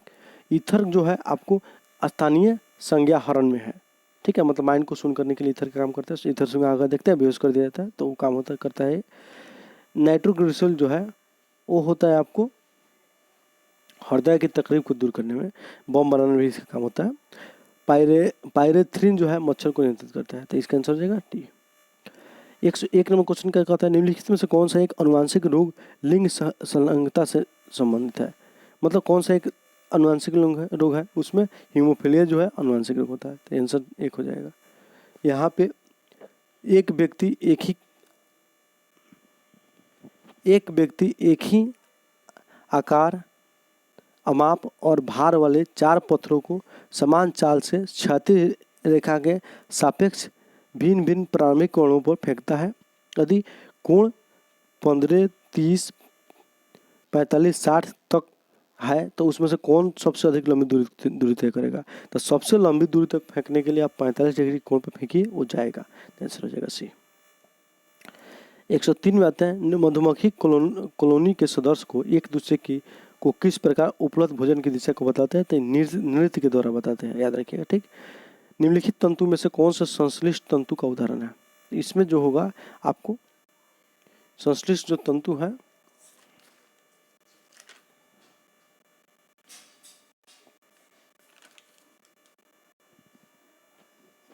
वो आपको नायलॉन, पॉलिस्टर और फ्लैक्स, नायलॉन, पॉलिस्टर और फ्लैक्स सब है, रेशम को छोड़ के। तो संश्लिष्ट तंतु का उदाहरण आपको सब है, ठीक, मतलब ये आंसर हो जाएगा, फ्लैक्सन, पॉलिस्टर और नायलॉन, रेशम को छोड़कर, तो ये आंसर हो जाएगा। निम्नलिखित में से कौन सा जल में विलय है, जल में कौन सा इसमें विलय है, तो नींबू का रस घुलता है जल में भाई, बिल्कुल, ऑक्सीजन भी घुलता है, मिट्टी का तेल नहीं घुलता है, सिरका भी घुलता है, तो आपको ए, बी और डी हो जाएगा, ये आंसर हो जाएगा, ठीक। अब नेक्स्ट आते हैं हम लोग, जिस विलय में कोई पदार्थ एक सीमा के बाद और अधिक न घुलता हो तो उस विलय निम्नलिखित में से क्या होता है, तो संतृप्त हो जाता है, उसके बाद घुल भी नहीं करेगा, और संतृप्त में और घुला सकते हैं, ठीक है। और जेल जो होता है गड्ढा टाइप का होता है। कोलाइडी कण जो होता है जिसका आकार 10 के पावर, वैसे कण जिसका आकार 10 के पावर 6 मीटर से लेकर 10 के पावर -10 मीटर तक हो उसको कोलाइडी कण कहते हैं। तो वैसे जिस विलयन में कोई पदार्थ एक सीमा के बाद और अधिक न घुला जा सके ऐसे विलयन निम्नलिखित में से एक क्या कहलाता है? तो संतरित विलयन कहलाते हैं। ठीक, ये बात याद रखिएगा। निम्नलिखित में से कौन से परिवर्तन उत्क्रम रिवर्सल किए जा सकते हैं? उत्क्रमण तो फिर से प्राप्त किया जा सकता है। तो दूध से दही बना दीजिएगा, उसको फिर से प्राप्त नहीं कर पाइएगा, गलत है। नमक को पानी में घुला के फिर से प्राप्त कर सकते हैं आसान से। गुब्बारा का फटना, इसको भी फिर से प्राप्त नहीं कर सकते हैं। कुम्हार द्वारा मिट्टी को ढेर से बर्तन बनाना, फिर से इसको तोड़ के फिर से बनाया जा सकता है। तो सी और डी दोनों जो है वो आपको भौतिक परिवर्तन है, फिर से इसको प्राप्त किया जा सकता है। तो ये आंसर हो जाएगा। भौतिक परिवर्तन में क्या होता है कि वैसे मतलब ऐसा परिवर्तन कीजिए जो फिर से प्राप्त किया जा सकता है। रासायनिक परिवर्तन में एक बार परिवर्तन हो जाए तो आसानी से उसको फिर से नए रूप में नहीं ला सकते हैं, मतलब पुराने रूप में नहीं ला सकते हैं नए रूप से। ठीक है, तो वो रासायनिक हो गया। तो इसमें भौतिक परिवर्तन पूछ रहा है, तो ये आपको ये आंसर हो जाएगा कि दूध की कुम्हार की मिट्टी और नमक का पानी में घुलना भौतिक परिवर्तन है, सी और डी। और कुम्हार का दूध का से दही बनना और गुब्बारे का फटना रासायनिक परिवर्तन है। रासायनिक गुब्बारे का फटना को भौतिक परिवर्तन भी ला सकते हैं, लेकिन यहाँ पे उचित नहीं है। ठीक, निम्नलिखित में से कौन एक जड़ नहीं है? देखिए, आलू जड़ नहीं है, मूली तो जड़ है भाई, गाजर भी जड़ है, शलजम भी जड़ है। तो आलू जड़ नहीं है, तो डी आंसर हो जाएगा। आलू का ताना खाते हैं, जड़ नहीं खाते हैं। ठीक, चलिए, निम्नलिखित में से किसमें श्वसन के लिए गिल नहीं होता है?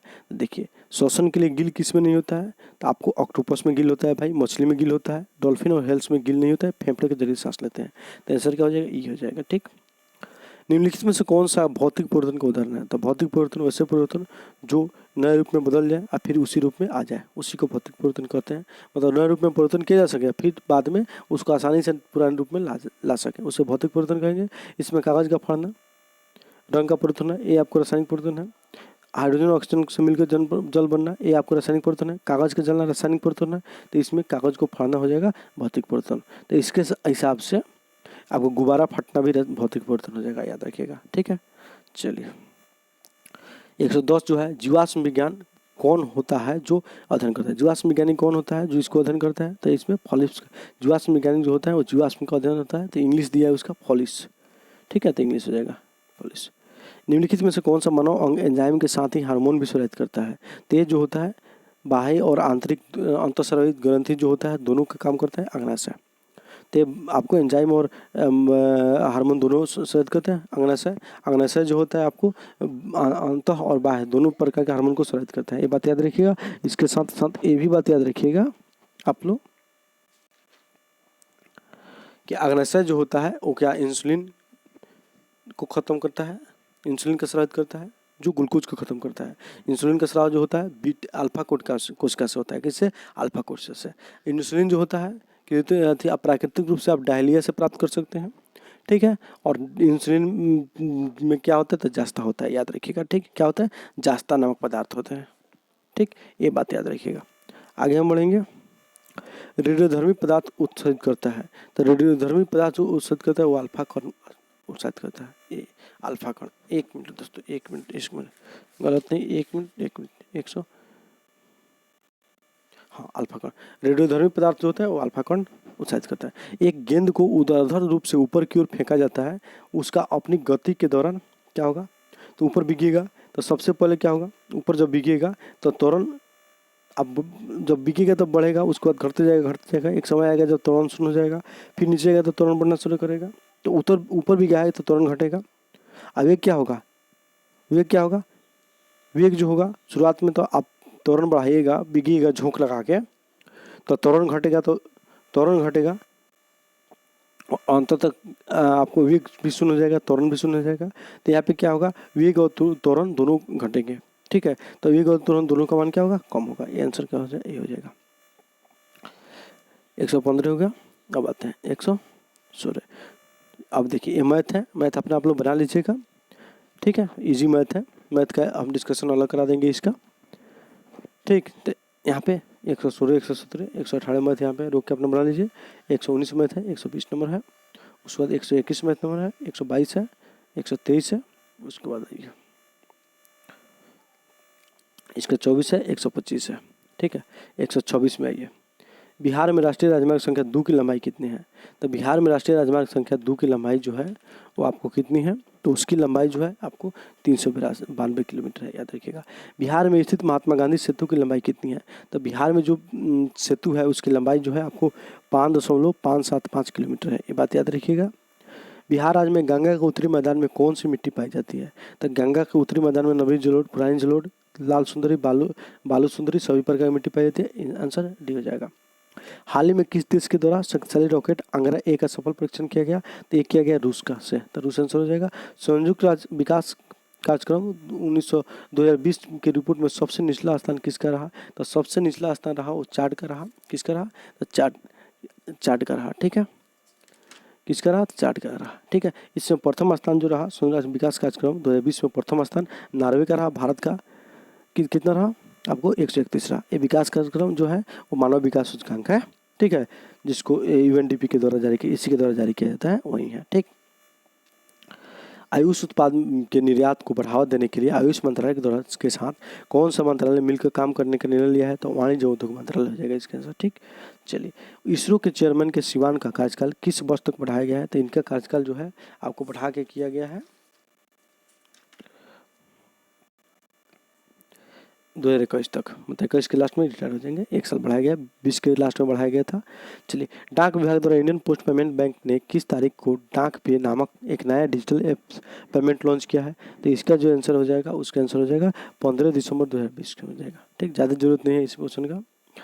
वैश्विक जलवायु जोखिम सूचकांक 2000 में दूसरे स्थान पर कौन सा देश रहा? तो वैश्विक जलवायु सूचकांक 2020 वैश्विक जलवायु सूचकांक 200 में दूसरे स्थान पर कौन रहा? तो यहाँ पे देखते हैं, ये 2000 हो जाएगा, 2020 नहीं, 2000 नहीं है, 2000 में वैश्विक सूचकांक वैश्विक जलवायु जोखिम सूचकांक 2020 में दूसरे स्थान पर कौन सा देश रहा? तो इसका आंसर जो हो जाएगा 143 में प्रथम स्थान पर जापान रहा, दूसरा स्थान पर फिलिस्तीन रहा, भारत 5वां स्थान पर रहा। इसको जर्मन वाच के द्वारा जारी किया जाता है।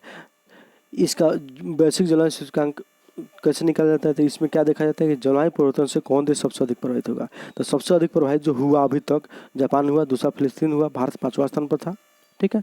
ऐसे करके इसको याद रखिएगा। मुश्ताक अली ट्रॉफी फाइनल मुकाबला 2021 किन दो टीमों के बीच खेला गया? तो ये जो खेला गया वो तमिलनाडु बड़ौदा के बीच खेला गया। ये आपको तमिलनाडु जीत गया। मुश्ताक अली ट्रॉफी जो है क्रिकेट से जुड़ा हुआ है। ये आपको T20 जो होता है 20 ओवर का, उसका मैच है। उसके अलावा कुछ और क्रिकेट से जुड़े टूर्नामेंट है, उसको आप लोग याद रखिएगा।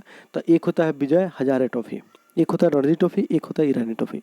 तो विजय हजारे ट्रॉफी जो होता है वो 50-50 ओवर का होता है। ये आपको 2021 में खेला गया है। इसका मुकाबला आपको फाइनल मुकाबला यूपी और मुंबई के बीच हुआ था।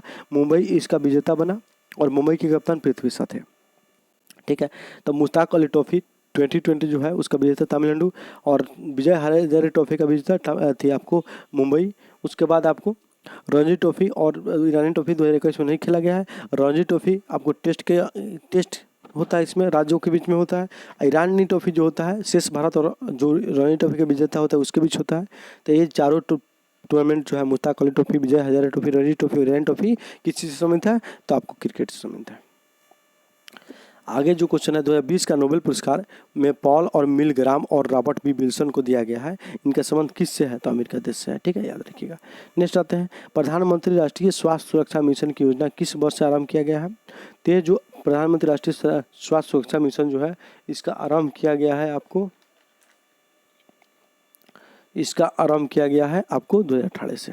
कब से? 2018 से, ठीक। नेक्स्ट क्वेश्चन जो है आपको पर्यावरण प्रदर्शन सूचकांक 2020 में प्रथम स्थान किस देश को मिला? तो पर्यावरण प्रदर्शन सूचकांक जो है उसमें प्रथम स्थान जो है आपको किन देश को मिला है? ये मिला है आपको डेनमार्क को। प्रथम स्थान किसको मिला है? डेनमार्क को। इसको जारी कौन करता है? तो विश्व आर्थिक मंच, एल और कोलंबिया विश्वविद्यालय मिलकर जारी करता है। भारत का इसमें स्थान 168वां रहा, ठीक है। डेनमार्क का प्रथम स्थान रहा और लाइबेरिया जो है अंतिम स्थान पर 180 पर रहा। ये बात याद रखिएगा, ठीक है। स्वच्छ संरक्षण ग्रामीण पुरस्कार 2020 में कौन सा राज्य जीता है? तो इसको तमिलनाडु राज्य के द्वारा जीता गया है। चंद्राणी मुर्मू देश की सबसे युवा सांसद चुनी गई है। इसका संबंध किस राज्य से है? तो इसका संबंध जो है आपको कहाँ से है? तो इनका संबंध जो होगा आपको उड़ीसा से, ठीक। चलिए, सागरमाला परियोजना का शुभारंभ सरकार के द्वारा किस वर्ष किया गया था? इसका शुभारंभ जो है आपको 2015 में किया गया था। सागरमाला परियोजना का उद्देश्य क्या है? इसका उद्देश्य है कि जितने भी बंदरगाह हैं उसको एक दूसरे से कनेक्ट करना, रोड के माध्यम से हो या जल के माध्यम से, ठीक है, याद रखिएगा। बंदरगाह को कनेक्ट करना इसका उद्देश्य है। भारतमाला परियोजना जो है इसका उद्देश्य है सड़क के माध्यम से पूरा देश को कनेक्ट करना, ठीक है। इस प्रकार से 150 क्वेश्चन हमारा पूरा हुआ। मैथ का हम आंसर नहीं बताए हैं, जरूरत हो तो कमेंट बॉक्स में कमेंट कीजिएगा, हम आपको बता देंगे। सेट कैसा लगा, डिस्कशन कैसा लगा, ये आप लोग अपना फीडबैक जरूर दीजिएगा ताकि हम आगे अपना सेट जारी रखें, ठीक है दोस्तों। नमस्कार।